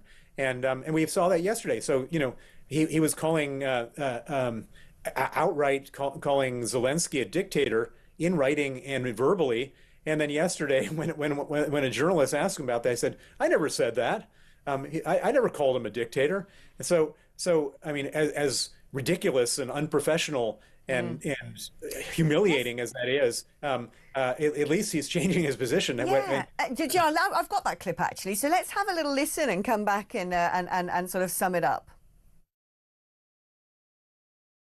Do you still think that Mr. Zelensky is a dictator? Did I say that? I can't believe I said that. Next question. I think we're going to have a very good meeting tomorrow morning. We're going to get along really well. Okay? We have a lot of respect. I have a lot of respect for him. We've given them a lot of equipment and a lot of money, but they have fought very bravely, no matter how you figure it. They have really fought. Somebody has to use that equipment, and they have been very brave in that sense. I mean, Bill, surely he does know he said that. It's a bit of a strong comment to make about someone to then sort of forget that you've said it, especially from one world leader to the next when you're trying to broker a peace deal with when that person's one of the parties. But the big question is, again, you know, the media loves to try and play second guess what's really going on in Trump's head. I often get the impression that he's, you know, sits and has one lot of people give him information and then he soaks that up and repeats it. And then he has another lot of people give him information and soaks it up and repeats it rather than it being anything more sort of, you know, convoluted. But, you know, do you think that now, like you said, it gives you solace that actually Zelensky's the one who's going to be having the White House visit? He's had a phone conversation with Putin. He seems to have parroted a lot of Kremlin lines, but he's hardly been invited over to Washington, D.C. So perhaps this is going to be a bit of a change of fortunes. You know what? We don't know. Nobody knows. I mean, it's truly remarkable that we're living in a world where world peace depends on on what side of the bed this guy wakes up on. Did he not remember, or is he just being cynical? I mean, God knows. This is an insane world we're living in, where our whole entire government budget for defense is going to depend on like the next thing that comes out of this guy's mouth. It's unbelievable. Yeah, it is. We do live in mad times, but I sometimes find this sort of strange cartoonish aspect of it. In a way, it seems to get things done better than the old world order of protocol and speaking out one side of the face and doing something else. That sort of strange uncertainty and farcical nature of it seems to be the thing that helps to maintain peace sometimes. Who knows? Time will tell. It's always brilliant talking to you, Bill. You are so intelligent. You really know what's going on. And you always say exactly what needs to be said. So Bill Browder there, Putin's #1 foreign enemy for a reason. I'd be scared of him as well if he didn't like me. Right, we're going to take a short break now. But your thoughts on all of this, please, because, it is interesting. I'm a MAGA girl. I like Trump. I've never sort of hidden that. But then I find it a bit disturbing when he started parroting Kremlin lines. And then I thought, no, this is the play. He's sort of, I'm sure that Donald Trump over the course of years, when he's wanted to buy a particular golf course or a particular block in New York, has had to cozy up to a district attorney or this, someone he really hates. And oh yeah, I love your work. What a nice suit. I love what you do, to get his own way. And what we want at the end of the day is all of this to stop, don't we? And so maybe this sort of strange, cartoonish, new way of doing politics, which feels slightly uncomfortable, is going to work better than the old way, which is a load of people sitting around with their glasses of water and mini microphones, either at NATO in Brussels or the UN in New York, having a big conflab and actually doing nothing, going around in circles. Perhaps this is going to be far better off for world peace. Or do you think that actually it is crazy? I want to know your thoughts, because you're up after this. 03444 99 1000 is the number to call, and I'd love you to do that so I could talk to you in person. Well, on the phone in person, but wouldn't that be nice? Don't be like a millennial. Pick up the phone, have an actual conversation. But if you are like a millennial and would rather WhatsApp, it's 03444 99 1000. You can leave me a voice note on that. Or if you're even older than a millennial, if you're a boomer, you might prefer an SMS. And that number is 87222. Remember to write the word talk before your message. See, we cater for all people and all needs. You're up after this.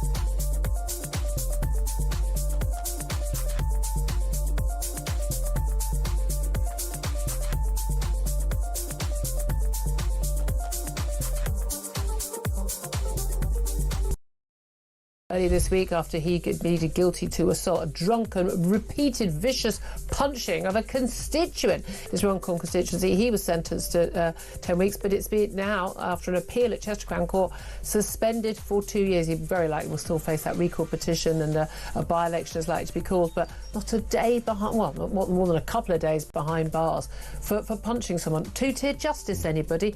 God forbid he'd written a hurty tweet to the constituent rather than punched him. He'd probably still be behind bars for 20 years.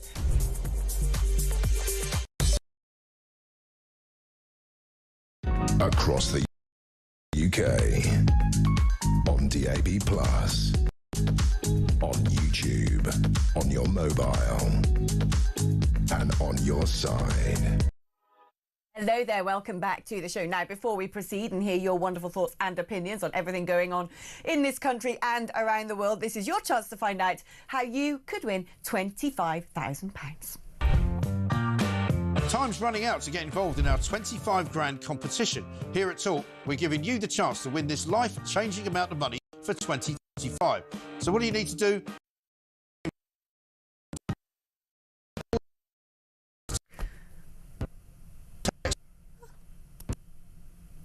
Oh, there you go. It looks like that cassette got a bit chewed up in the tape player. Time to get out the old pencil and stick it in the little thing and, you know, wind the tape forward a bit. Don't know what went on there. Clearly there's a bug in our system. But there you go. Mike Graham pointing out that if you've not entered our competition already to win £25,000, then time is running out. And it kind of showed some details on the screen before it got eaten up a little bit. By the way, it's not these details. These details are if you want to talk to me, because that is what we're going to do now. If you want to get in touch and add your voice to the conversation, the numbers are on the screen there. 03444 99 1000 is the number to dial. You can send me a WhatsApp on that number. 8722 is the number for text. Write the word talk before your message. And without further ado, let's hit up the phone lines and speak to Herbie, who's in Harrow. Hi, Herbie. Good morning, Petrie. How are you this morning? What a lovely scene to see our Prime Minister with the tail between his legs, cowering to the President of the United States with a begging bowl letter. Here, Mr. President, I've got a letter from you from the King. You're invited to come and see us. Well done, sir, I must say. Why have we got somebody like Trump who domineers and holds the scene of the world, while Starmer sits there cowering like a little wimp? Yeah, honestly. Do you know you're absolute I'm calling you Petrie now. Everyone's called Petrie today. You called me Petrie and it's got stuck in my head because I'm like, blimey, I'm not Petrie. But anyway, so there you go. I'm going to call you Petrie in return. Everyone's Petrie. We're all Petrie. It's like that I'm Spartacus moment. But you're absolutely right. You kind of think to yourself, what would look like a really cool US-UK press conference?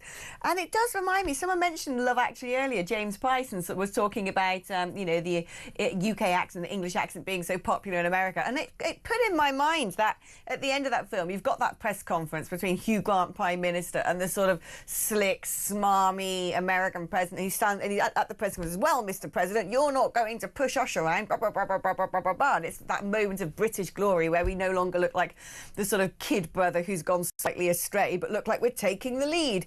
And you think to yourself, yeah, who is it that could do that?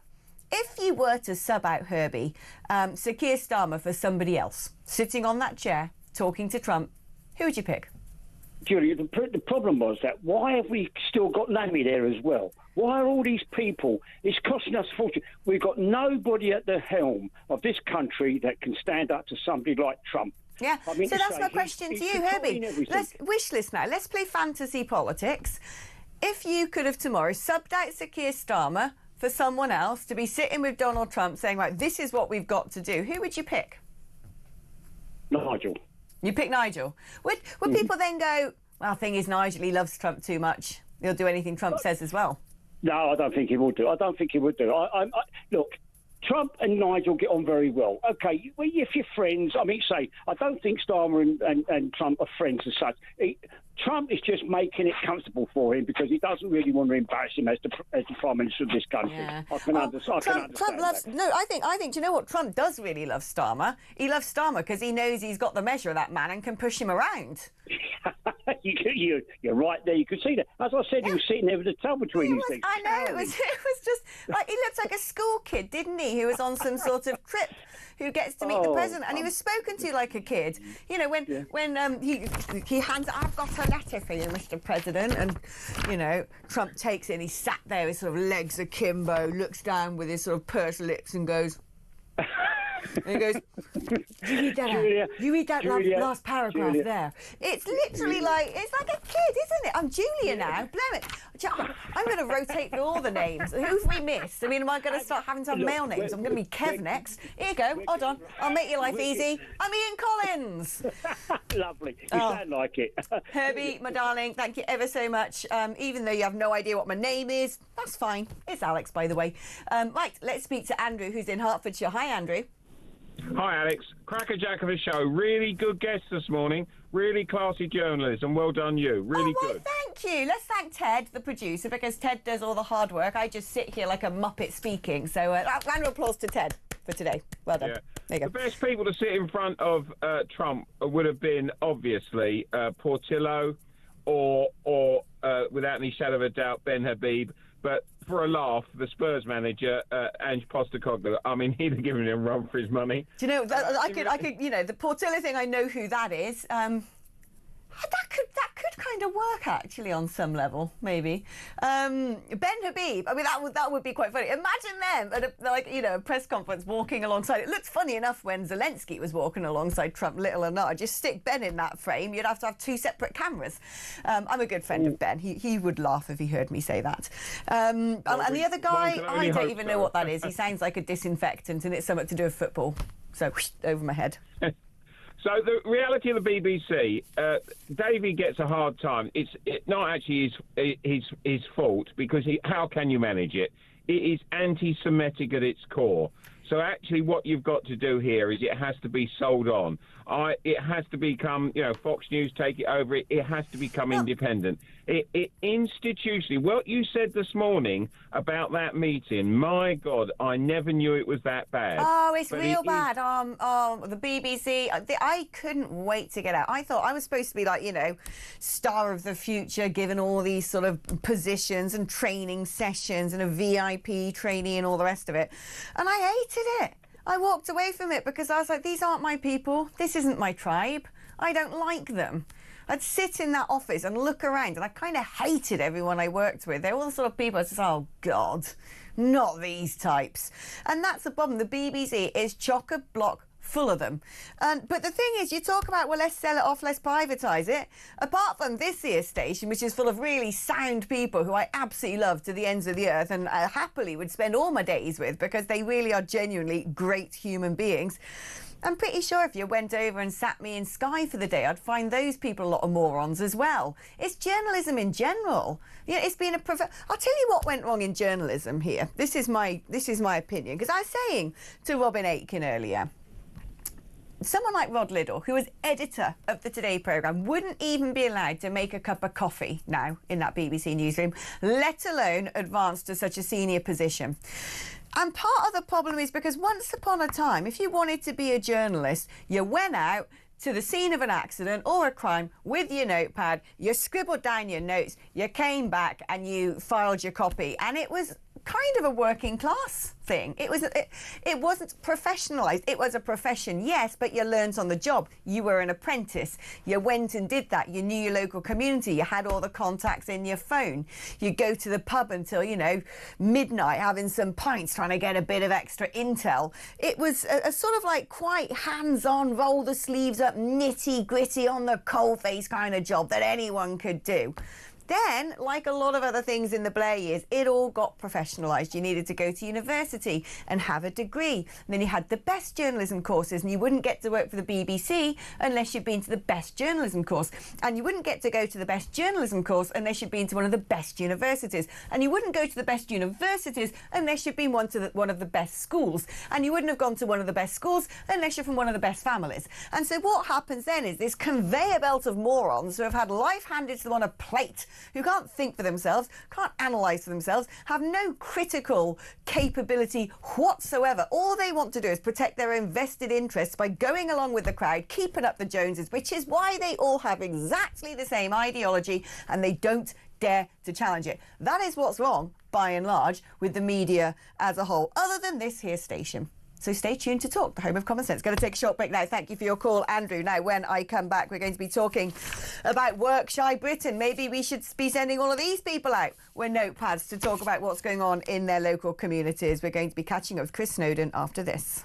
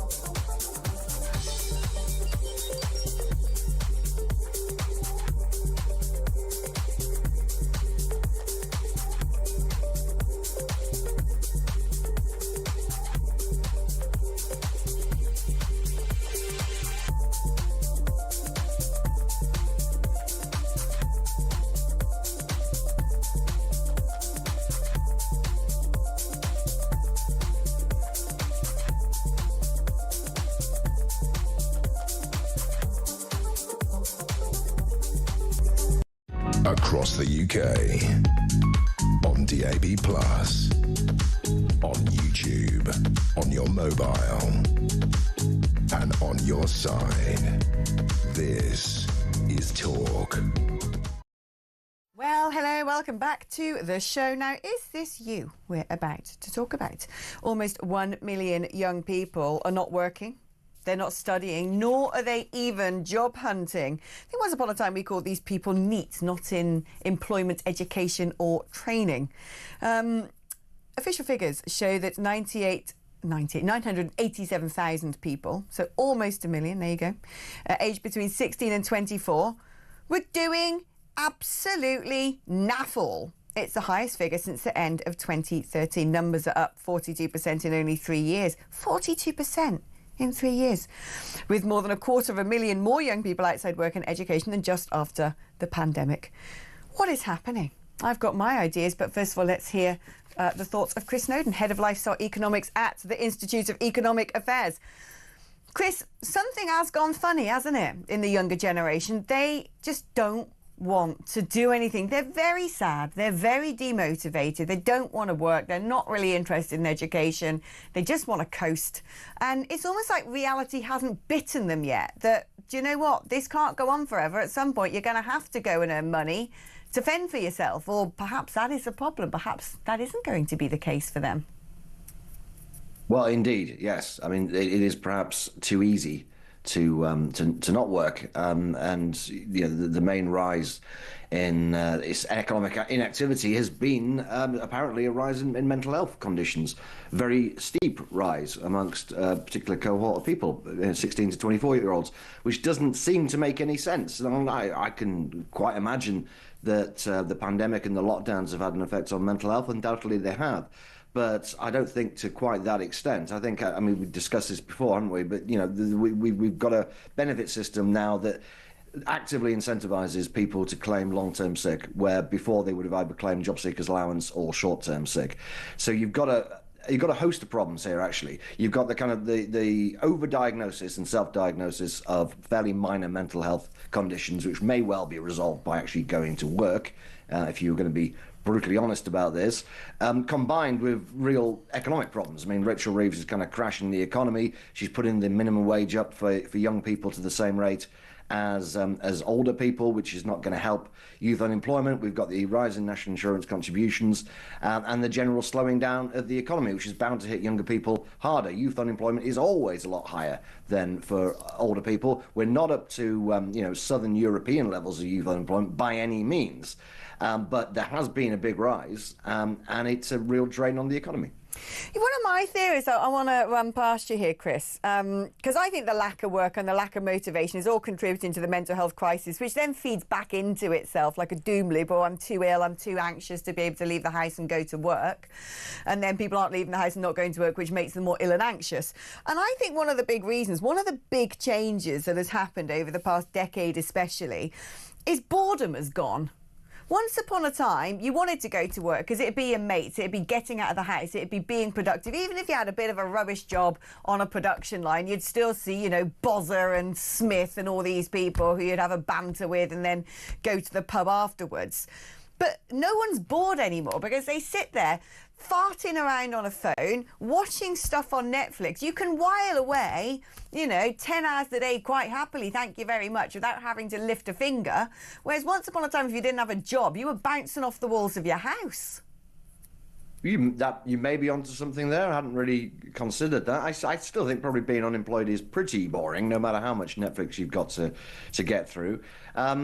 Look, there are a number of intertwining problems here, combined also with something I haven't mentioned yet, which is higher education. I mean, if you look overall at economic inactivity amongst younger people, it's over 40%.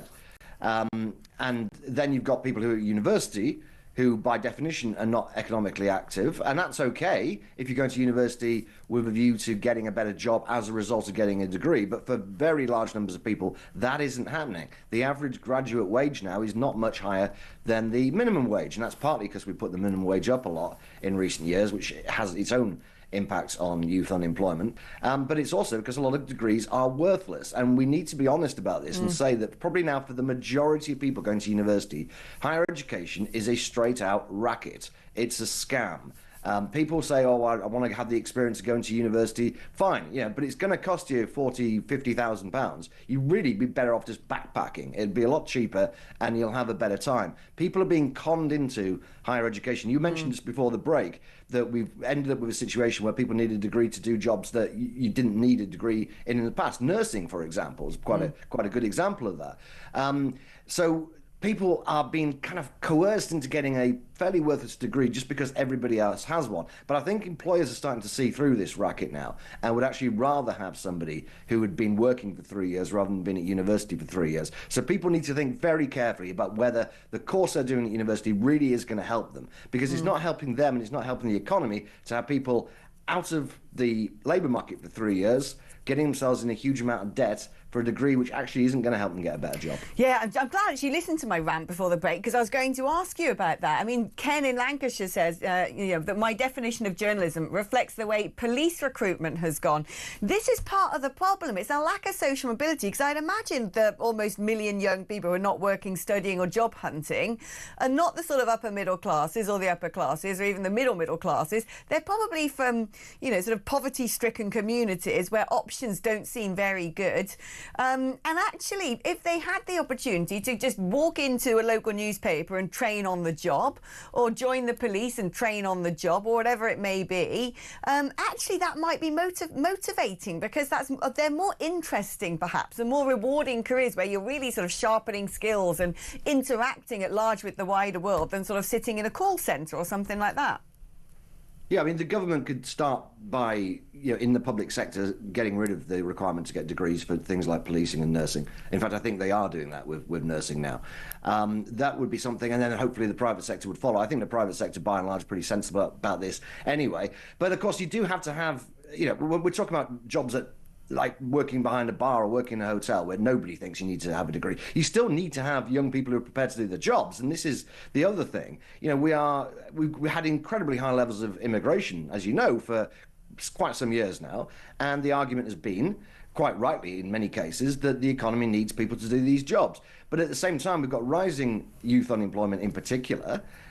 So why is it we can't get 18 to 24-year-olds to work behind a bar or you know, clean a hotel room or whatever it may be? Is it because they think they're too good for those kind of jobs? Are some of them, in fact, graduates who think by definition they're too good to be doing these kind of jobs? But it makes no sense to have 1 million people nearly being economically active in the younger age group, while at the same time having net immigration at about 1 million. It makes no sense at all. Stay with us, Chris. But I want to bring in Warren, who's calling us from Burnley, who wants to talk to us on this subject. Hi, Warren. Hi, Alex. How are you? Very good programme, as usual. Oh, thank you. Yeah, it was just my view on it was, you know, having had 4 boys in total, all in the early 30s now, all work hard, is that generations over the last, you know, 20, 30 years, we've become, as a nation, we have become wealthier. Disposable income's become a little bit healthier, let's say, and your children have become more reliant on the parents. And, you know, the days where you had to leave school at 16, 17, go and get an apprenticeship, those days don't seem to be even thought about today. They imagine a 16, 17-year-old going into a factory and starting to have to learn a trade is just beyond most 16, 17-year-olds because they're not being taught that at school either. They're not being taught their purpose and value as an adult or as an individual and what they have to do to attain what the parents and grandparents did. They just seem to feel it's there for the taking as and when they pass away, and, you know, well, I'll have a house then at that stage. I think another issue that I was contemplating in my head at the minute while I was waiting to come online was the sorry, it's gone now. It's gone. But that's the age I am, you see. Oh, listen, let's pick up. Well, why do you think about that? Let's pick up with Chris what you've just said, because I think it is a cultural thing baked into the system now. I think back in the 60s or 70s, I wasn't around in those decades, but I get the impression there'd be a huge amount of stigma and shame attached to you, especially, say, if you were a young man and you didn't have a job, probably the same as a young woman, frankly speaking, that if you weren't sort of going out of the house and you know, could show that you could provide, could show that you could get married and buy a house and look after your cubs, you'd probably be considered a bit of a loser. Whereas something's happened now in the 21st century where not only do people not want to work, people don't want any form of responsibility whatsoever. They don't want to tie themselves into a mortgage. They don't want a long-term relationship. They definitely don't want to be a parent. What they want to do is become an influencer online, and that's about it. So we do seem to have this psychological problem with young people, that all the things that once upon a time would have defined them as individuals, and perhaps this is tied to the mental health crisis, that sense of purpose, all the things that would have defined them as individuals that they would be able to sort of hold on to as the trinkets of their success, have kind of, you know, been sort of swept away and they're not valued anymore. Do you think that's right, Chris? I don't really know, quite honestly. I don't want to have a big pop at young people. I'm sure that will be true of some people, and there certainly is a kind of culture of narcissism that is developed in all sorts of different ways and is fed by the school system to some extent, and people. Yeah, let's face it, politicians nearly all have degrees these days. Very few of them come out of out of the world of normal work. And I think there's a snobbery amongst politicians about people who don't have degrees. And one of the big mistakes Tony Blair made was arbitrarily saying that 50% of people need to go to university, based on the fallacy, really, that if you have a degree, you earn more money, which you did. When only 2% of the population went to university, absolutely, they earn more money because there were doctors and engineers and lawyers. But when you've got 50% or more, I think we're now above 50%. So you've got, by definition, people of below average intelligence going to university, to universities that used to be called polytechnics, and some of them are better than others, getting degrees of dubious value. Yeah, it's no surprise that you have a combination of things, don't you? You have people who are 21 years old and think they're too good to do a normal job when there just aren't enough graduate jobs for them. And you have a benefit system that is actively incentivizing people to self-diagnose mental illnesses that are actually very difficult to prove or disprove. It's a bit of a perfect storm, combined with the fact that the economy is, let's face it, going downhill, and the changes being made to the tax system, minimum wages, are not going to help young people whatsoever. I'm really worried that we're going to see significant rises in unemployment over the course of the next year or two. I think you're probably right, Chris. It's been fantastic catching up with you, and thanks before as well to Warren, who called us in. Forgot what his second point was going to be, but maybe he can ruminate on it and call us back before 1 o'clock today, because that is how long you have me in the hot seat here at Talk, the home of common sense. Or perhaps you might phone us in the next segment, because it is going to be time for you to join the conversation. 03444991000 is the number to dial if you'd like to be patched through to the studio by my crack team of producers.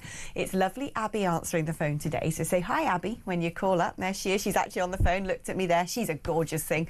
So Abby will take your call, and then Ted will decide if you're fit for on air, and if you are, then away we go. 03444991000. You can send me a WhatsApp on that message, or you can text me 8722. Right, talk before your message. We're on X at talkTV. I'm back after this.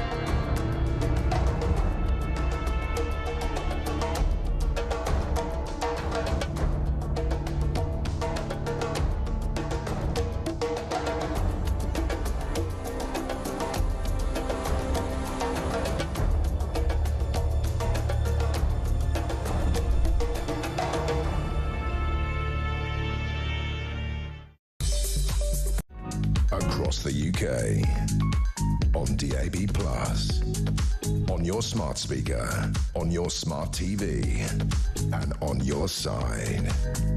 This is Talk. Well, hello, welcome back to the show. Let's get straight to the phone lines and speak first of all to Ian, who's in London. Hi, Ian. Good morning, Alex. Good morning. I wanted to chat about Trump, but I want to quickly comment on your last segment about inactivity.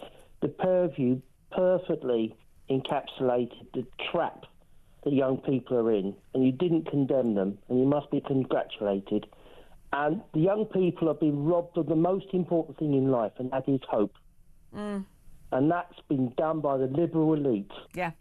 And it's been an erosion from so many different directions, because what they have done successfully over the past decade or two or three, I don't know how long it's been going on for, But they have basically deconstructed and then reconstructed everything that made our culture and society great. They've gone after our institutions such as family and marriage. They've gone after the very concepts of monogamy. They've demonized the idea of having children and sold a narrative that actually it's so much better to be free and unburdened rather than be, you know, a parent.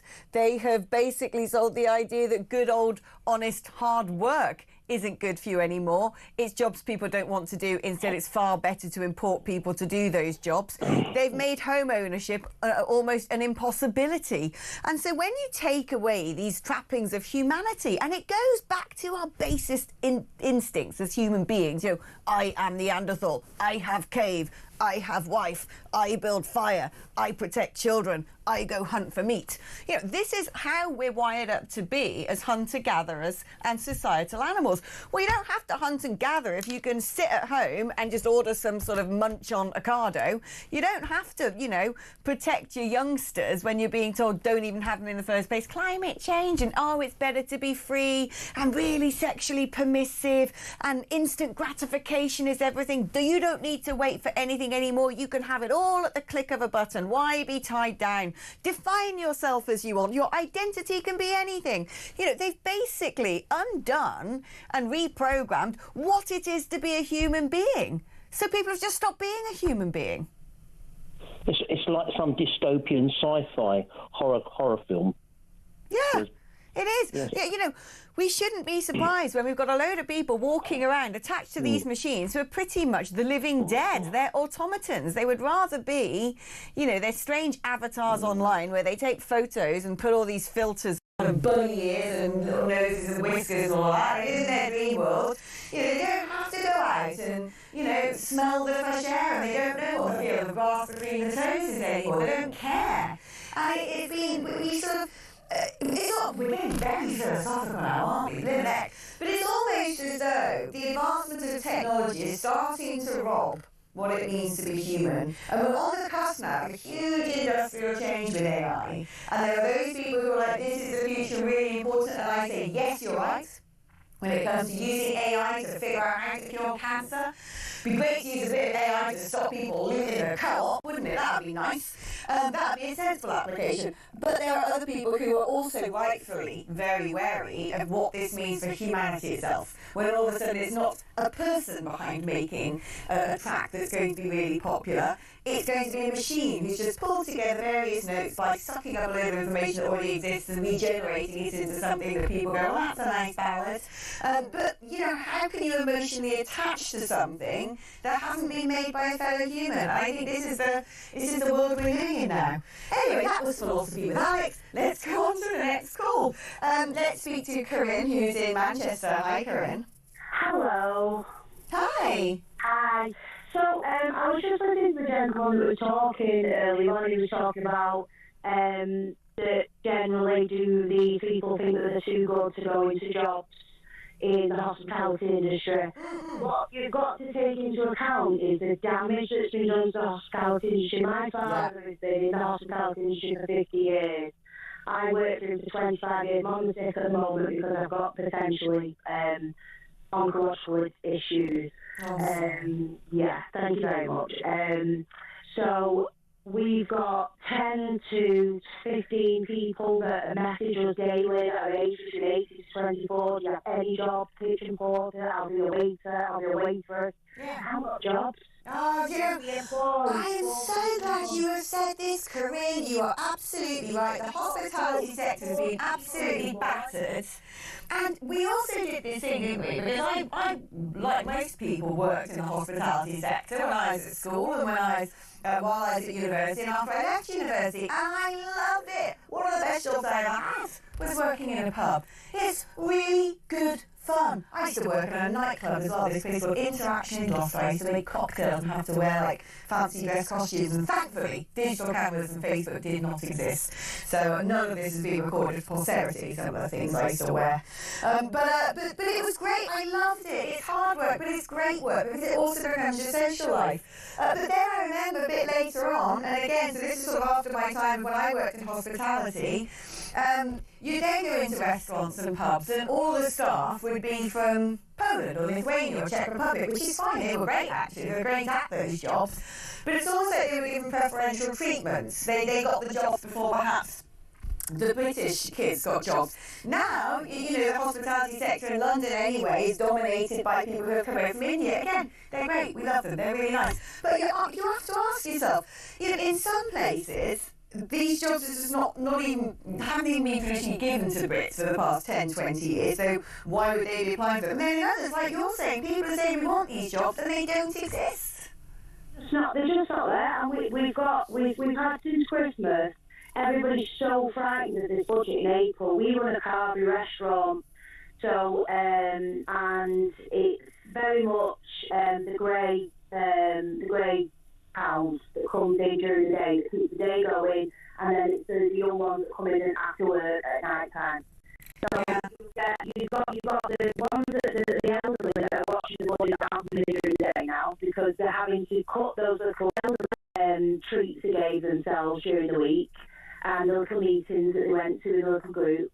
And then you've got the aspect of the fact that you've got all these hotels which have been taken over by refugees that once taken, you had that gentleman that talked that was, I think he was from a castle, and he refused to do it because he said, he told me I had to sack all my staff. Right. The village that was nearby. I know they were a really beautiful place. But yet all these things just compound to make people feel like, it's all hopeless.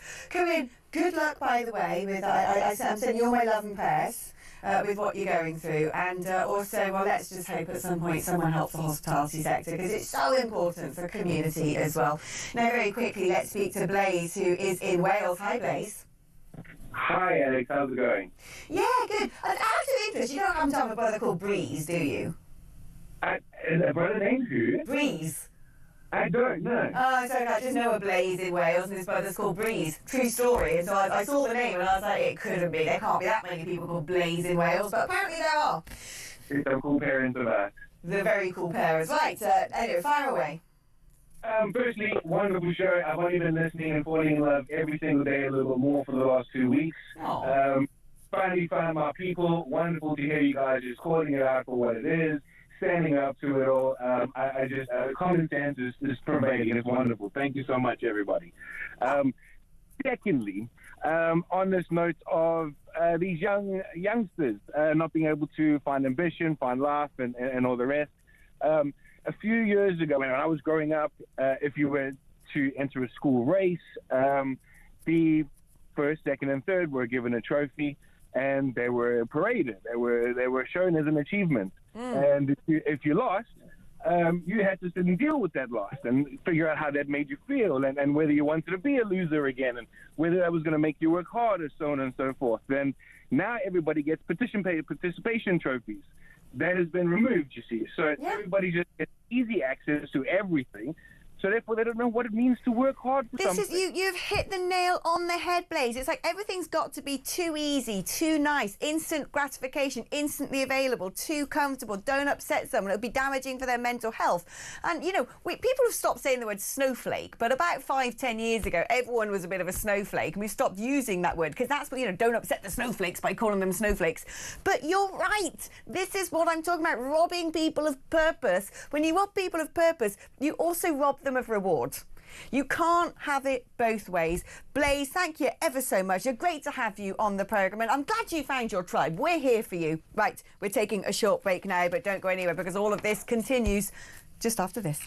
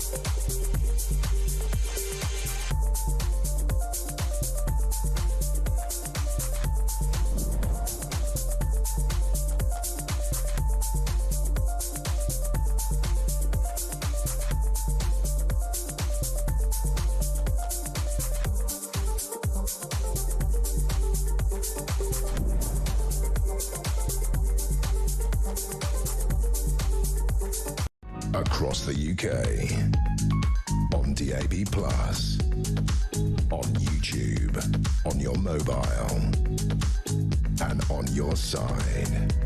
This is Talk.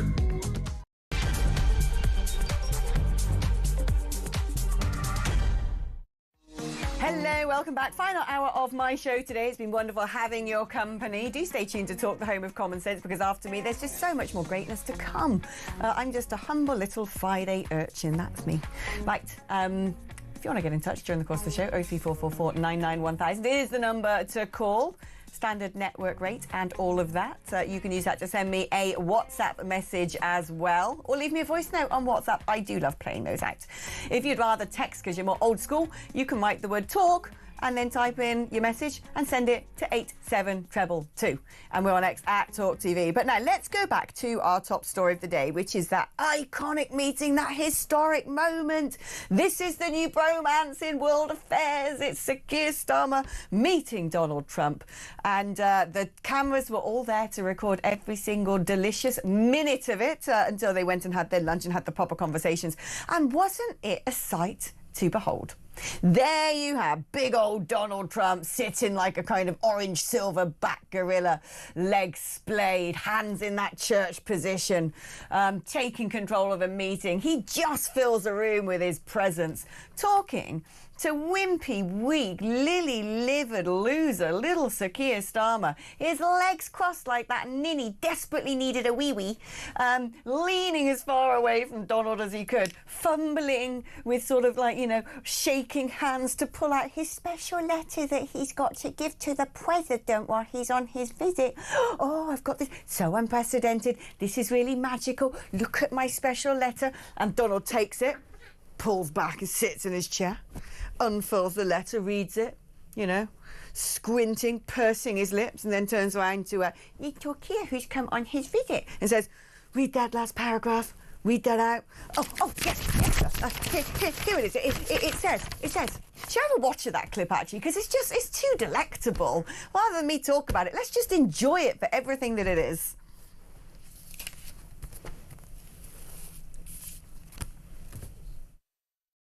It is my pleasure to bring from His Majesty the King a letter. He sends his best wishes and his regards, of course, but he also asked me to bear this letter and bring it to you.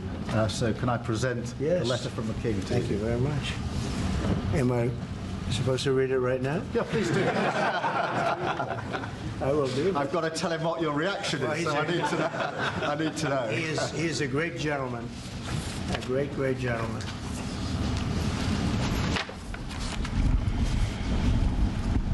That is really nice. I must make sure his signature's on that.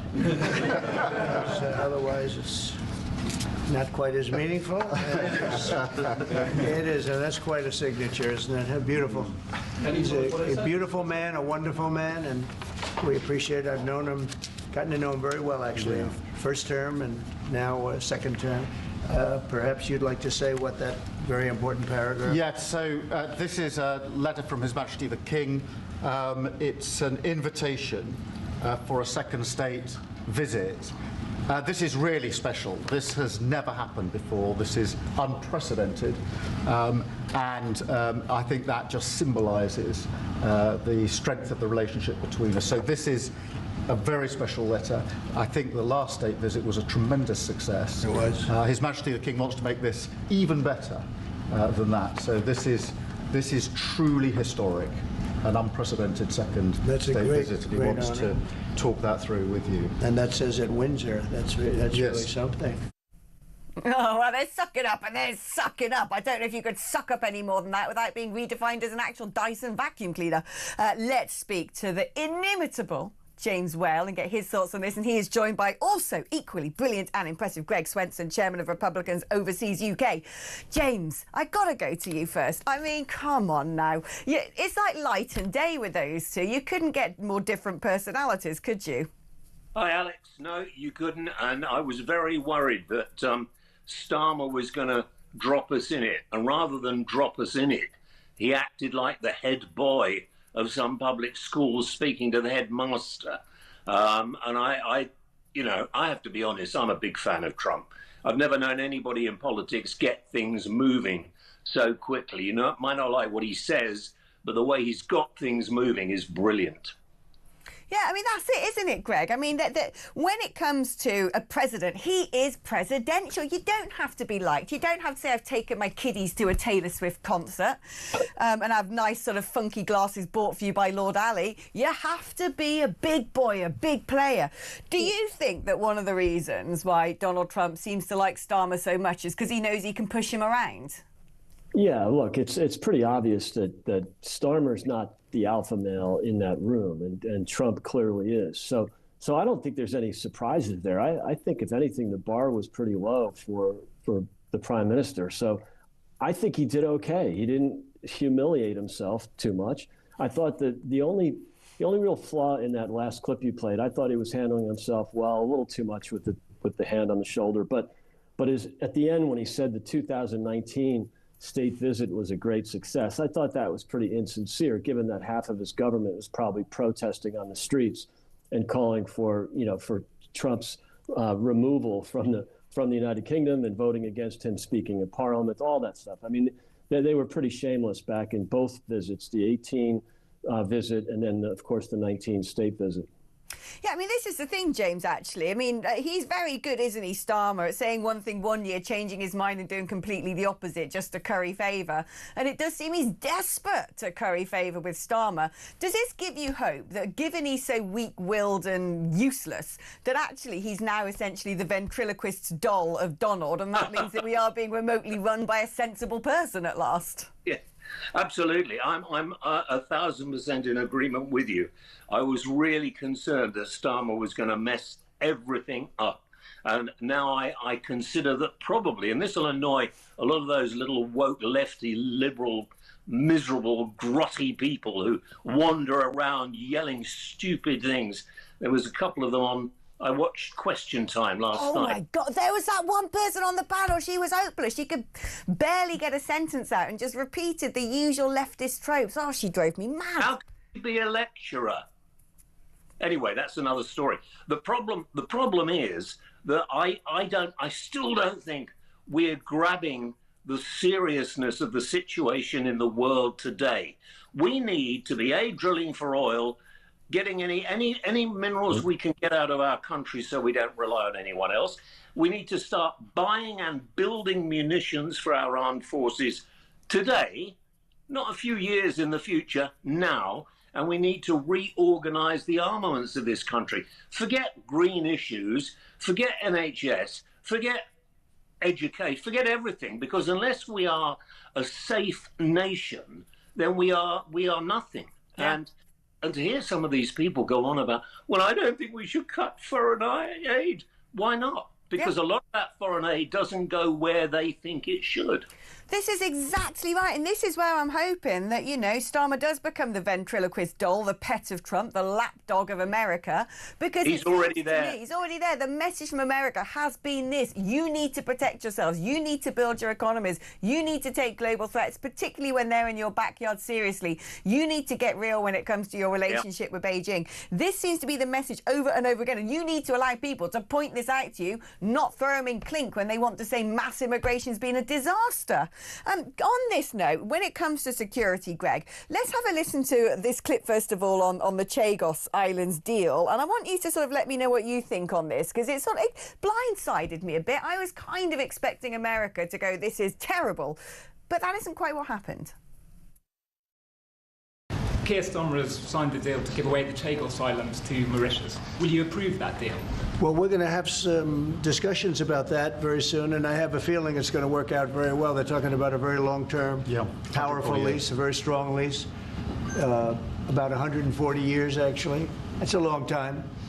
And I think we'll be inclined to go along with your country.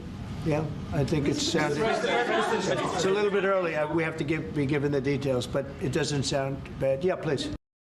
So let me unpack this. These are our islands, right?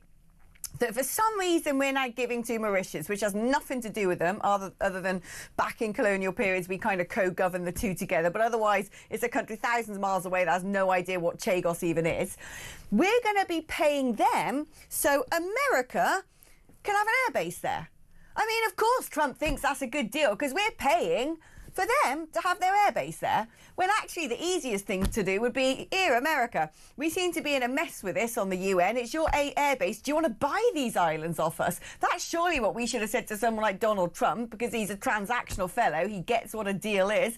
I mean, you can imagine why he's happy that we're going to be paying the price so they can maintain their presence there. What is going on with this, Greg? Do you think there is going to be a moment in the future that behind the scenes someone says to Trump, yeah, but, you know, if this is now governed by Mauritius, that is pretty dangerous when it comes to China? Or do you think that, you know, there's something else that I don't understand happening? Yeah, we were all pretty shocked by that. But, you know, he didn't say firmly that we're going ahead with the deal as proposed by Keir Starmer or by the British government. What he said was, you know, let's think about it. And you know, we are all really hoping that that he changes his mind. I think he'll get plenty of good advice from his inner circle, because I think there'll be a massive pushback against this. And he kind of left the door open. He did this with Macron on Monday, you know, said some nice things. I think he was just being diplomatic yesterday. But the feedback from my friends, my circle here, was really negative. And we hope that, you know, I think Niall Gardner put out a great tweet right afterwards, you know, explaining that, you know, this is not a definitive commitment from President Trump. I hope he changes his mind. Let's hope he does indeed. Now, something else that we all kind of hoped would come up in that press conference ahead of the media, and it did come up, but it wasn't quite the fireworks that I expected, was the fact that the Vice President J.D. Vance has pointed the finger firmly at the United Kingdom in recent weeks and said, you guys have a problem when it comes to free speech, and you need to sort that out now. Thankfully, someone in the press corps asked J.D. Vance about this. Let's see how that unfolded.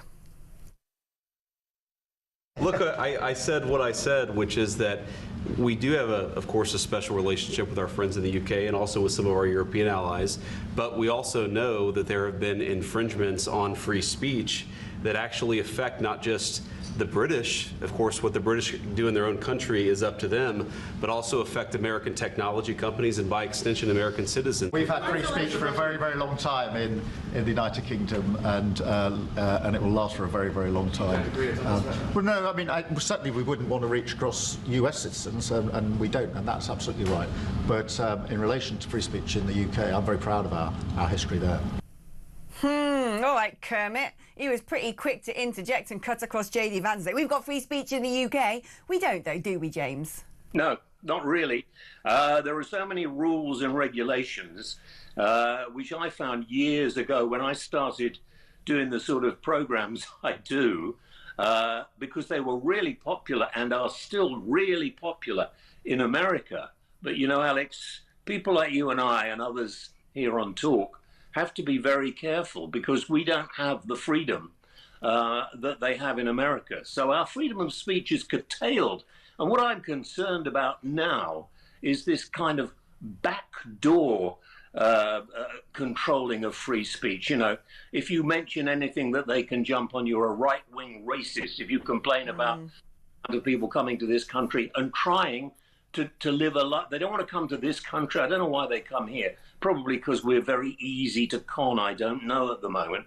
But people want to come here, and then when they come here, they just moan and don't want to be part of our society. And that is not good. That is a long-term problem for our children and our grandchildren. We need to be very careful. Now, I might get a knock on the door later for saying that, but I've got little white fluffy dogs running around. They won't get.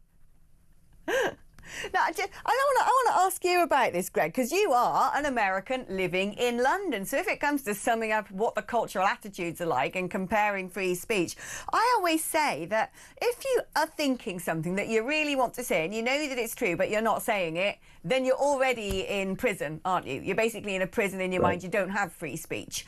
And that runs through, I think, like a rich seam, British society. It might be part of the stiff upper lip as well. But when, you know, when I'm in America and I'm looking at something like Fox News, It's a strong tasting meat. I'm not used to having people blurt out opinions like that. Is there a cultural difference, or is this something that is going on right now? How do you feel as an American in London?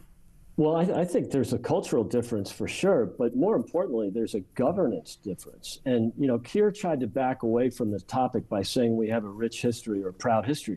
Well, that might be true historically, but in the last 5 or 15 years, it hasn't been free speech. And I think, you know, I'm glad J.D. Vance stepped in. I'm glad President Trump corrected the prime minister, but they could have gone a lot deeper on that. They could have talked about the chief of police in London threatening to extradite and imprison Americans for online speech violations. Yeah.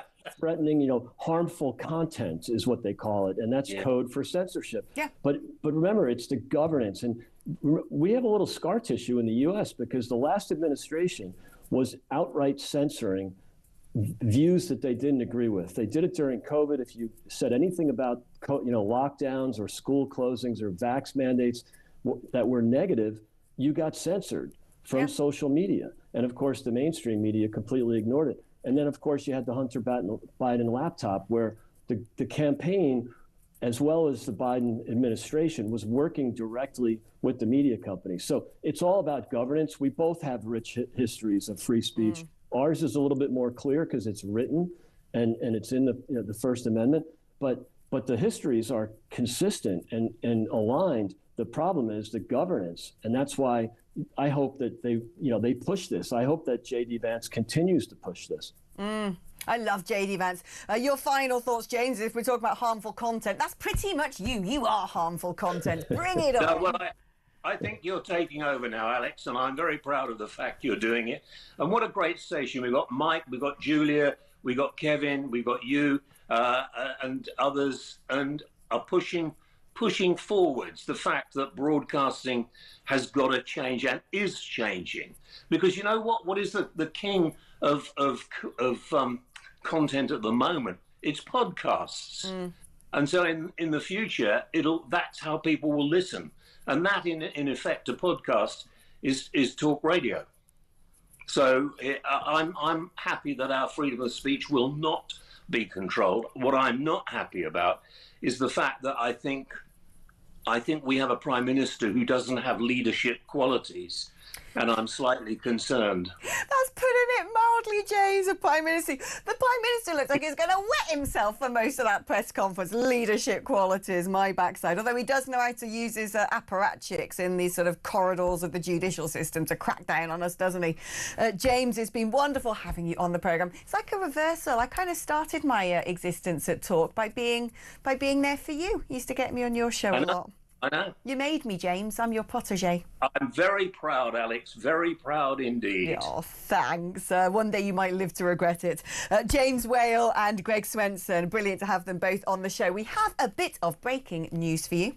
Annalise Dodds, she is the Development Minister in the Labour government. Well, she was, because she's now resigned over the government's cuts to the aid budget to fund a rise in defence spending. Earlier this week, Sir Keir Starmer revealed that international aid would be cut from 0.5% of GDP to 0.3% of GDP to raise defence funding from 2.3% to 2.5% of GDP. So it's meddling around the edges, really. But no, she doesn't like that because we've got to keep sending, blank cheques to have gender studies in Nairobi or some nonsense like that. So she's gone. She stood down, and I know Annalise, actually. We served as MEPs together in the European Parliament. She's actually a nice woman. You can have a good old conversation with her over a cup of coffee. She's a good lass, but ideologically not on the same page as me, and certainly not on the same page as most of the public, and apparently not on the same page now as her government, who have taken the move to cut international aid in order to increase defence spending. A sensible move, I would say. But there you go. She'll go to being a backbench MP now. But is this a beginning of the first cracks in the Labour administration? Is that, well, if Starmer is going to become Donald Trump's puppet and suddenly get a bit of right-wingery about him, it might cause a lot of other people to go, this isn't what I signed up for. Bring it on.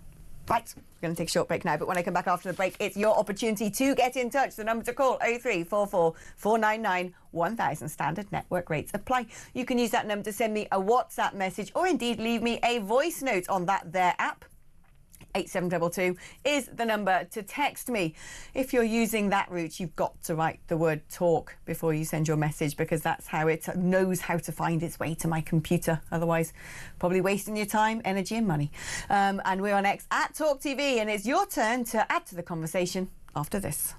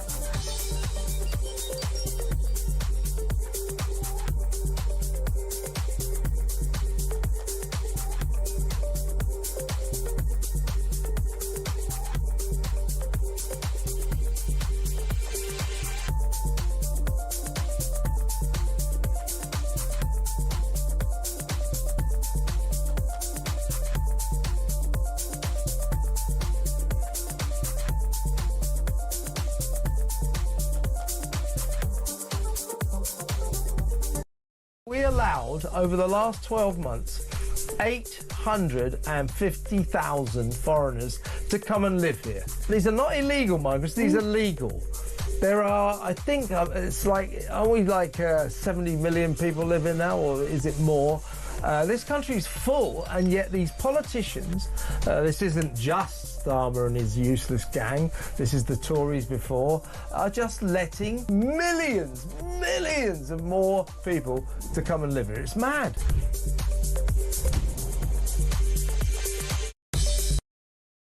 Across the UK, on DAB+, on YouTube, on your mobile, and on your side. This is Talk. Well, hello there. Some breaking news for you now, and that is it's the first resignation from the cabinet of a Labour minister.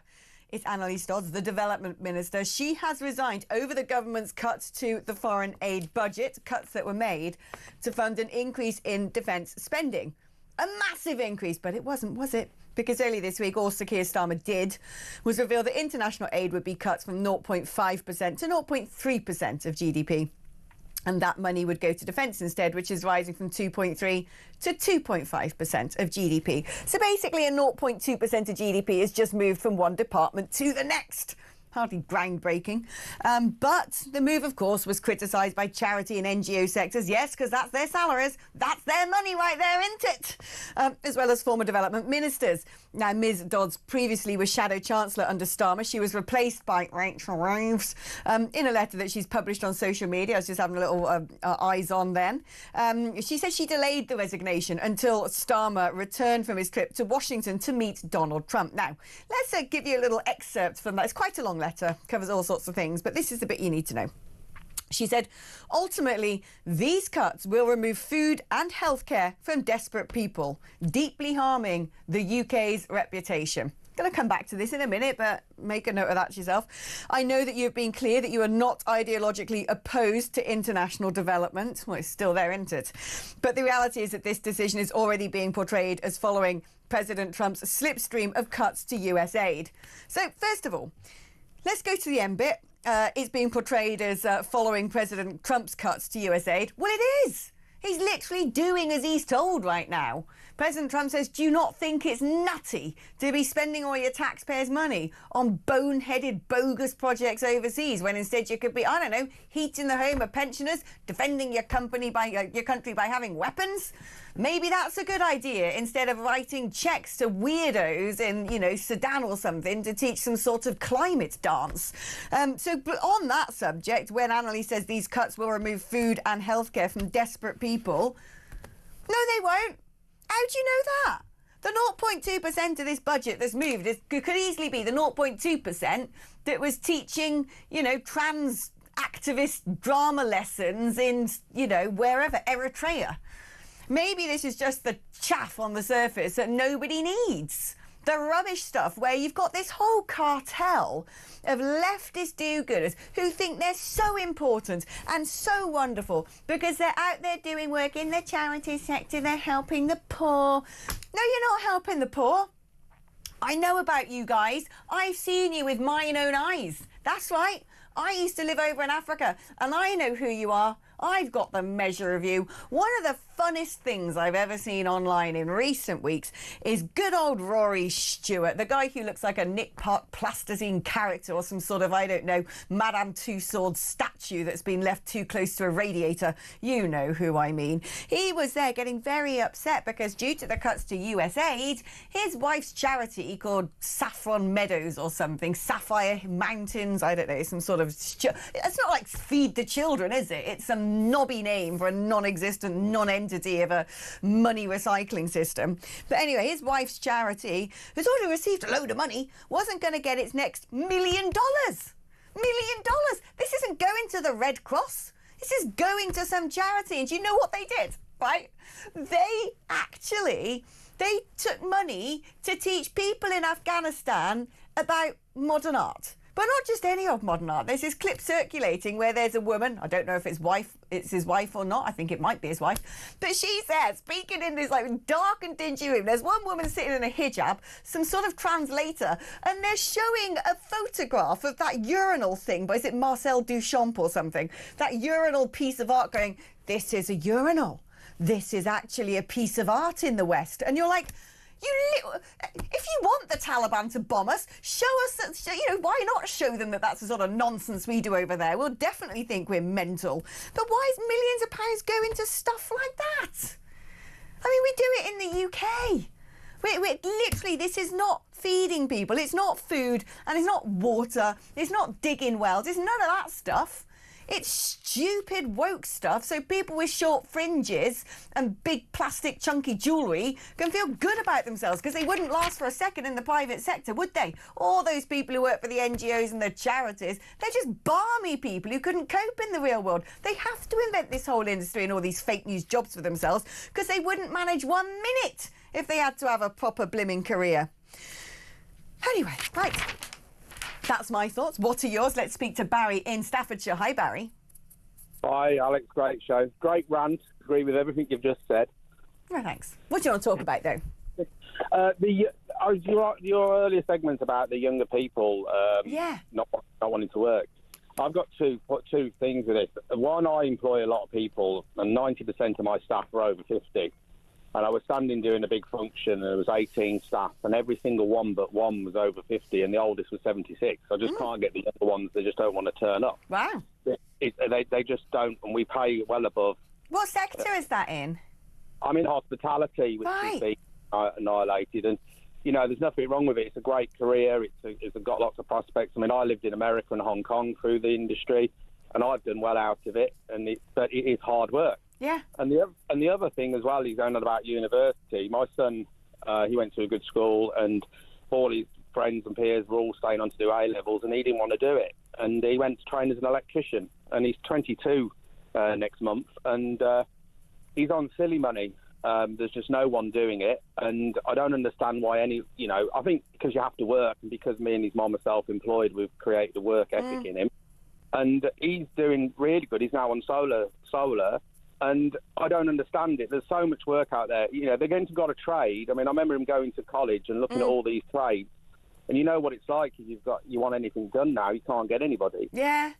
And of the 95 that were on his course, there's only 3 that stuck it out. Yeah, Jess, you say you're absolutely right on this. So my other half is a property developer and does sort of small projects in Wiltshire, for instance. And he's just been restoring a beautiful 16th century listed cottage, and he needed to have a new thatched roof put on it. And the wait list to get a thatcher is 6 months. 6 months. So the guy who's doing the thatching can probably charge a premium, go on holiday to Barbados. But this is it. You know, no one wants to get their hands dirty. They don't want to go up a ladder. They don't want to roll up their sleeves. They don't want to pull a point. But actually, it's actually really good fun. Barry, thank you ever so much for your call. Let's quickly speak now to Simon, who's in Ringwood. Hi, Simon. Hi, Alex. How's it going? Great yeah, show, very as well. Hang on. Let me just wipe away these crocodile tears about Annalise Dodds. Oh, that's okay. They've been wiped away. Oh, I commiserate with you. Watching the two of them sat in the chairs at the initial meeting yesterday in the White House. For some weird reason, I creased myself up. I was thinking of Charles Dickens and at the same time Ray Winstone. Charles Dickens, A Tale of Two Cities, except this, you've said the word already, A Tale of Two Lapdogs.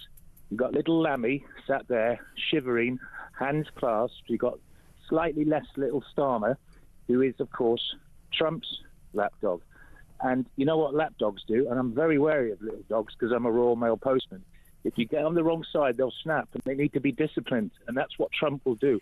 Yeah, I mean, it's so true. You're right, isn't it? They sort of stride around Britain. I remember when Lammy was on LBC saying reparations, all of these things, proselytising about his big, brave opinions. He was the big guy in the mind, foreign minister. And then you take them out of Blighty, where they think they run the show, put them on the mean streets of America in the presence of Donald Trump, and they're quaking in their boots. You make a very good point. Simon, thank you ever so much for your call. We're going to take a break now. But when we come back, apparently, telephone tombola when you're ringing your GP surgery could soon come to an end as a result of £900 million package of reforms. Does that mean next time I need to get something checked out and I'm phoning my local GP that I don't have to wait in the queue for an hour at 8 o'clock in the morning only to be told there's no appointment for 2 weeks? Or is £900 million really going to solve that problem? We're going to be discussing that after this.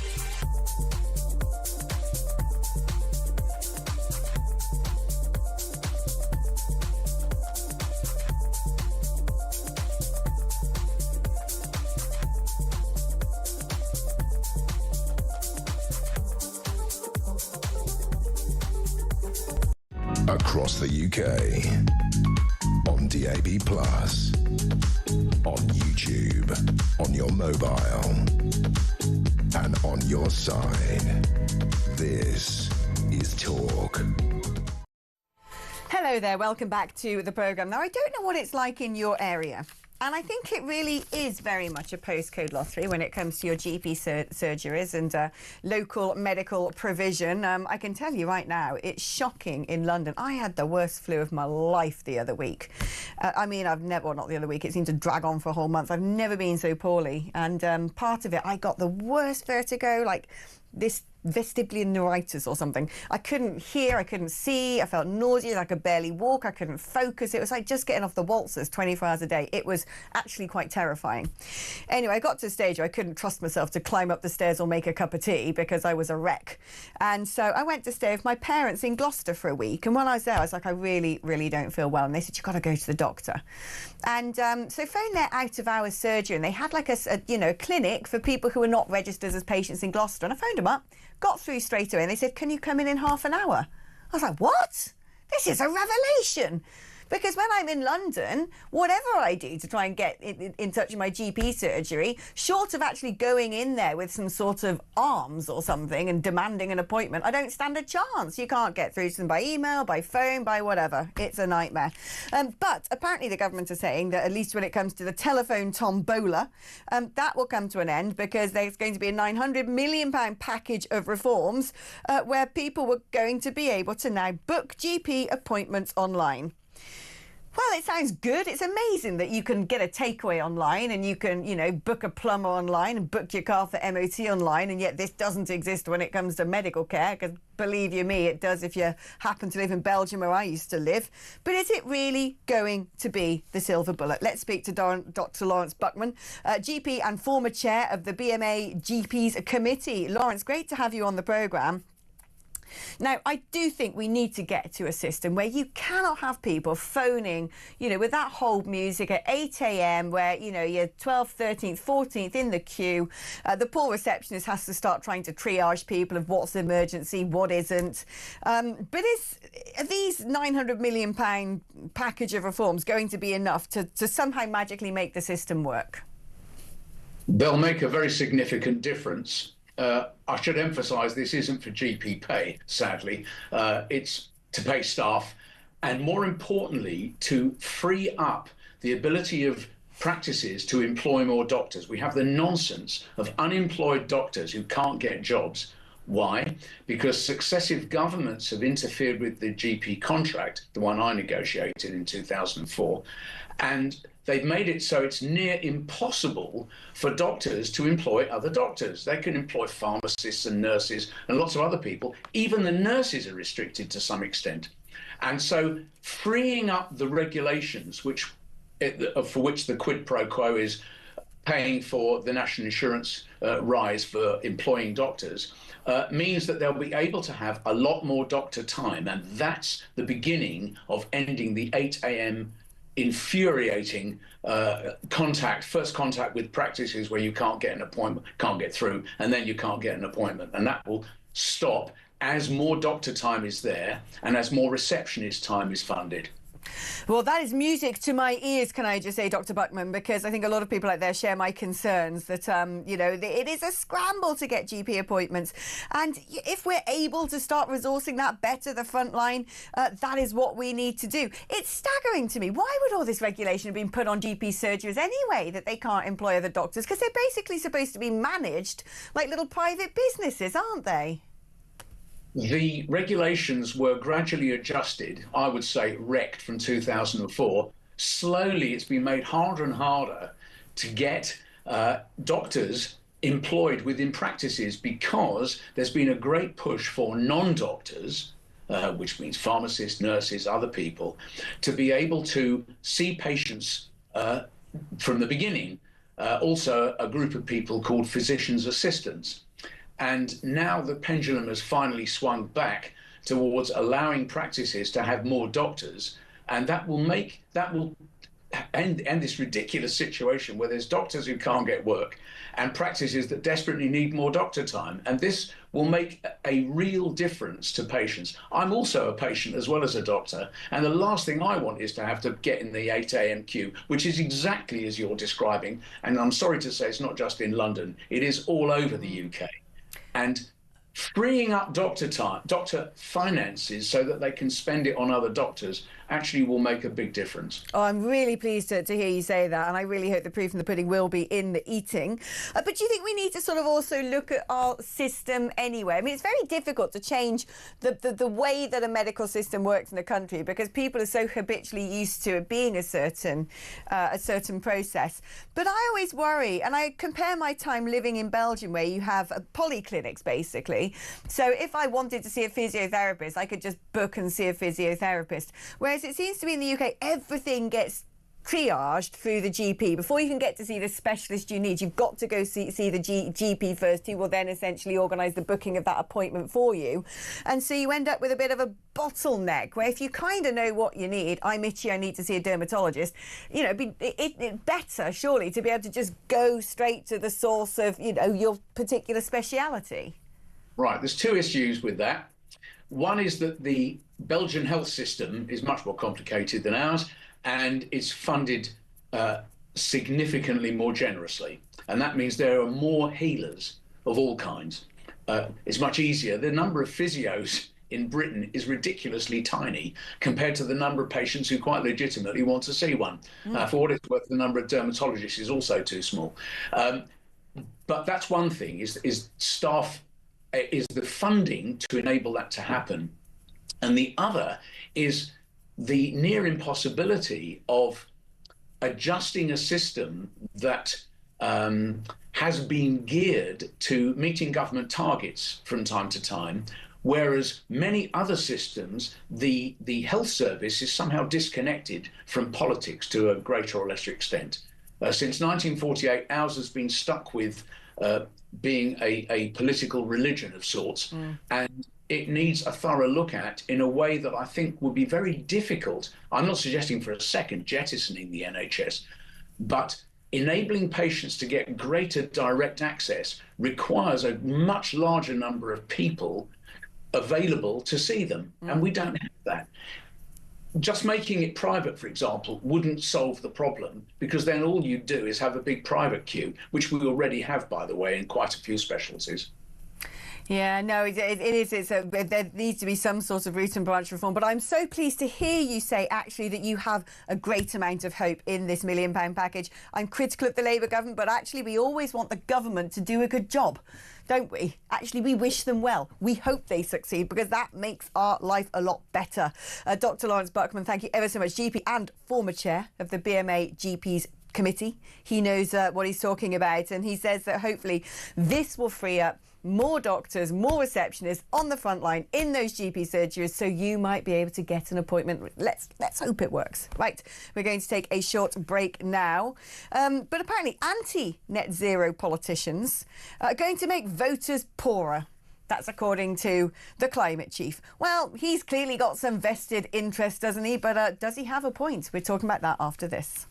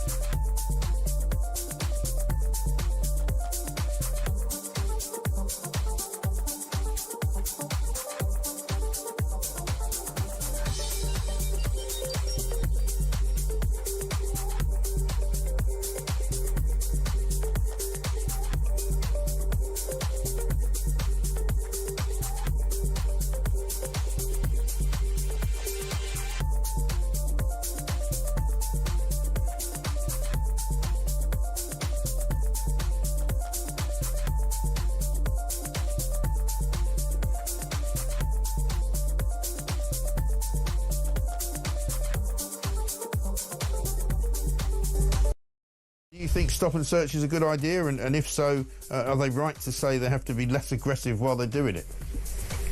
Yes and yes. Okay. Stop and search is an essential part of keeping control of public space on behalf of the majority of the public for whom the police service works. If you've got police, the public constantly tell us that they want more officers on patrol. If those officers on patrol are going to be of any effect. Across the UK, on DAB+, on YouTube, on your mobile, and on your side. This is Talk. Hello, welcome back. Now, get this. If we don't go hell for leather with climate change, we're basically going to be broke. It's going to impoverish us. You, me, your nan, your granddad. Well, actually, they'll probably be dead because we're talking about it by 2050. This is according to Emma Pinchbeck. Now, she is the chief executive of the Climate Change Committee. So it's kind of her job to tell us all that unless we do net zero, it's going to be a really bad situation. But let's have a read of how she details this. She says that drivers of petrol cars would see driving costs £700 a year higher than electric car owners in 2050. Emma, mate, the government's put a ban on making new petrol vehicles after 2030. So what are these things that people are still driving around with petrol in 2050? Cars don't last that long. A 20-year-old car. I mean, back in the day, they might have sort of struggled through to another era, but not anymore, mate. So that's already debunked. That's stupid. She also said a household with a fossil fuel boiler in 2050 instead of a heat pump would face energy bills of £750 a year higher. Again, by 2050. But also, that's if there's no fuel or no gas and we're not getting oil out and we're not getting gas out. You know, these are all conditional things. And also 2050, in 25 years' time, she's got out a crystal ball and she says the energy bill's going to be 750 quid a year higher. Oh, what, you know what OPEC's doing, do you? You know that in 20 years' time, OPEC's going to really cut barrel supply, that, you know, the drill, baby drill that Donald Trump's introduced in 5 presidents' time is going to go like, yeah, no, we're not doing that anymore. I mean, who knows? Where are you getting your maths from, woman? It is her job to tell us this stuff. But what we know is it's all very well saying by 2050, life will be a lot cheaper after the Green Revolution. It ain't a lot cheaper now, sunshine. We know how much it's costing us. We've got the highest energy bills in the world. Let's speak to Rupert Darwell now, author of Green Tyranny. Rupert, great to have you on the programme. I mean, we're always told jam tomorrow, aren't we? We're told the climate crisis is now. And if we don't do stuff now, we're in huge trouble. And yet we've been told this by people like Al Gore 10 years ago, that 5 years ago the world was literally going to have imploded and it didn't happen. Then we're being told that if we don't do this, we're going to be broke in, what, like 25 years' time. But actually we're impoverished now. That's the issue.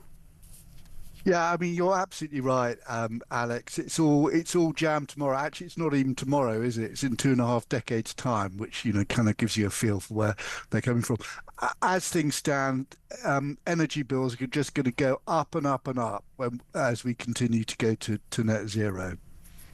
Well, exactly. And a lot of people sitting out there right now care about the here and now, because you can't say, well, you know, you're going to be really impoverished now. You're going to freeze to death in your home. You're not even going to be alive in 2050 if you're a pensioner whose winter fuel allowance has been taken away. You're not, you know, if you can't afford to go and buy stuff now, or, you know, you can't get a job because there's no manufacturing in this country because the cost of energy is sky high, some of the highest in the world, then the idea that somehow in 2050 that's going to be okay is immaterial. But anyhow, Alex, the fact is that the more you go from gas and fossil fuels to electricity, particularly for heating, the higher bills will go up. And it's very, to give you an illustration, but what Emma Pinchbeck and the CCC, the Climate Change Committee, ignore the infrastructure costs. So National Grid is going to be spending nearly £60 billion on more pylons and so forth, whereas the gas that comes through the gas pipelines to your home, that's in the books at £6.6 billion. So we've already got the infrastructure to heat our homes, and she wants just to write that off and spend 10 times as much as what was already been invested on electricity. That is why bills will go up. But also, it seems to me that all of her projections hinge upon what other people are going to be doing in 2050, because what affects the cost of gas and oil is whether or not Saudi wants to drill it, whether or not America's drilling it, whether or not Russia's able to sell it without sanctions, etc. It's got blimmin' naff all to do with what we do in this country when we produce less than a percentage of emissions, and frankly I don't even know what the percentage of population we contribute to the global population is, but it's probably far, far less. So the idea that you can look into the future and project all of these things, and that the UK alone must shoulder the burden when China doesn't bother doing their part, America's not going to be doing their part, and by 2050, according to all these climate alarmists, we're probably not even going to have a planet Earth anyway. Well, what Emma Pinchbeck and the CCC should do is look at what BP has done just this week, which is they've said we're canning our renewable stuff. They're really cutting back on renewables, and they're saying we're actually an oil and gas company. There is a big future in oil and gas, and we're going to invest more in developing our oil and gas business. That is the future that the CCC is not telling us about. And this is the thing, though. You know, there are plenty of people out there who do buy into, and I don't know, you know, I'm going to put my cards on the table. I actually don't know. I've never pretended to be a climate scientist. I kind of think if there's everybody out there saying there's climate change and is man-made, then it's kind of like a huge conspiracy to get all these people to be lying, but perhaps they are. But again, I don't know. What I do know is it seems totally unaffordable, and what I do know is that whatever we decide to do in Britain is not going to move the needle, is it? It can't. I mean, that's just logical. Yeah, that's absolutely right. And the fact is the Global South are going to carbonise. They're going to carry on developing their economies with oil and gas, and in particular coal. I mean, the biggest consumer, the biggest burner of coal is China, and it will continue to be the world's largest consumer of coal. So really, if we wanted to do net zero properly, what we would do is put some sort of embargo against stuff being imported from China, and actually, rather than try and self-flagellate at the altar of net zero ourselves, make it part of any sort of trade relationship with a third country by saying, well, you know, you burn coal, we're not allowed to, so our people aren't allowed to buy your goods that are undercutting our economy.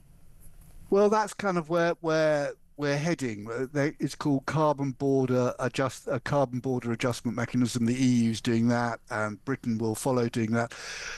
What that does, of course, Alex, is it makes life more expensive at home. But what it also doesn't do is it doesn't help exporters. Basically, you have lost your export markets because your energy is more expensive, which is why the German economy is in such big danger. It is on its back because basically higher energy costs, thanks to renewables and net zero, are basically putting German exporters out of business. No, indeed, and you're right, actually. This is the thing. If you suddenly say we're not going to have a load of, cheap products from China, it is the consumer in the end who's going to have to pay a lot more money for those products, and it will add to the cost of living crisis. I mean, what is the best way out of this? Do we just bin net zero altogether and go, forget it, it's not worked, no one's buying into it, and we're going to take a gamble when it comes to the future of the planet? I think the first thing is that, Alex, is we need some honesty, and we ought to, and the Climate Change Committee and the people in favour of net zero need to level with people and say, look, we believe climate change is a big problem, and we think Britain should make sacrifices in order to be a climate leader and persuade the rest of the world and to follow us. But it will involve sacrifice, and make a moral argument for doing net zero, because there isn't an economic one. The truth is there is not an economic one, and that net zero will make us a lot poorer. So let's have some honesty first of all. Yeah, I could do with a bit of honesty in my world. That is brilliant. Thank you ever so much, Dr. Lawrence Buckman, reading the wrong name here, Rupert Darwell, author of Green Tyranny. We all know that net zero is going to make us poorer. It's very clear it's already happened. Now let's talk now about Kemi Badenoch. She has tweeted in response to Dodd's resignation. Are we still using the word tweeted? Is it posted now? I don't think we'll ever get used to that change. I still can't call it X myself. Right, but she has put on X her response to Annalise Dodd's resignation. This is, of course, the Development Minister who stood down because her budget's been cut and is being sent to defence instead. She said, I disagree with the Prime Minister on many things, but on reducing the foreign aid budget to fund UK defence, he's absolutely right. He may not be able to convince the ministers in his own cabinet, but on this subject, I will back him. National interest always comes first. So there you go. The leader of the Conservative Party actually applauding the actions of Sir Keir Starmer, probably delighting in the first crack in the cabinet there under the Labour government. So someone's just sent me a message here. It distracted me earlier. So it's a bad thing having the Cape Canaveral of messages in front of you, because you can't help but your eye wander onto a screen and read things, and sometimes they throw you off balance. Someone's put moan, moan, moan, moan, moan, moan, moan, moan, moan, Alex, Mona Phillips, nag, nag, nag, nag, nag. And I was like, oh, thanks. And I thought to myself, is that my boyfriend? And then they followed up with a message going, I feel sorry for her other half that she keeps going on about. Only kidding. So, well, you know, I reckon this is him. I reckon this is literally Nicholas is sitting there going, yeah, I'm just going to troll her while she's on air. Hello, my darling. It's Ian Collins. Sorry, can I just finish this text? Moan, moan, moan. Moan. There you go. Finish. Second one in. It'll come through in a moment. Yeah, I'll wait for it. I'm waiting for it. You do know that those messages there. we see in front of us are only the ones we've been given. No, because the team next door. Did you not know that you can click onto other windows and see the raw content? Oh no, that is a journey of doom. You don't want to go there. Oh, but hold on. But this one says, Alex, firstly, you were wonderful. So that's a journey of delight. Yeah, we've both been doing this job long enough, so you develop a bit of a skin. Yeah. But if you haven't been doing this job very long, and you suddenly stumble across that, believe me. Someone's also said, really mature broadcasting by Alexa Phillips. She needs to give the slating of how people look and how they sound a rest. Does she think she's broadcasting to a primary school audience? My 9-year-old has more maturity. Well, don't call me Alexa for a start. It's Alex. Just saying. And you've just fired off people's smart speakers now. Yeah, I know. Brilliant. Alexa! Alexa! Alexa! Alexa, stay tuned to talk. Alexa, sound an alarm for 2 hours. Alexa, turn the central heating down to 0. Actually, Alexa doesn't do that, does she? But some other smart I system, think you can connect them. You can connect I can't get into this smart. The trouble is, do you have one? I've got an Alexa, which the most useful thing for an Alexa is timing for food. I just think it's a bit weird shouting at a machine that ignores you anyway when you can just use your fingers. But it does more and more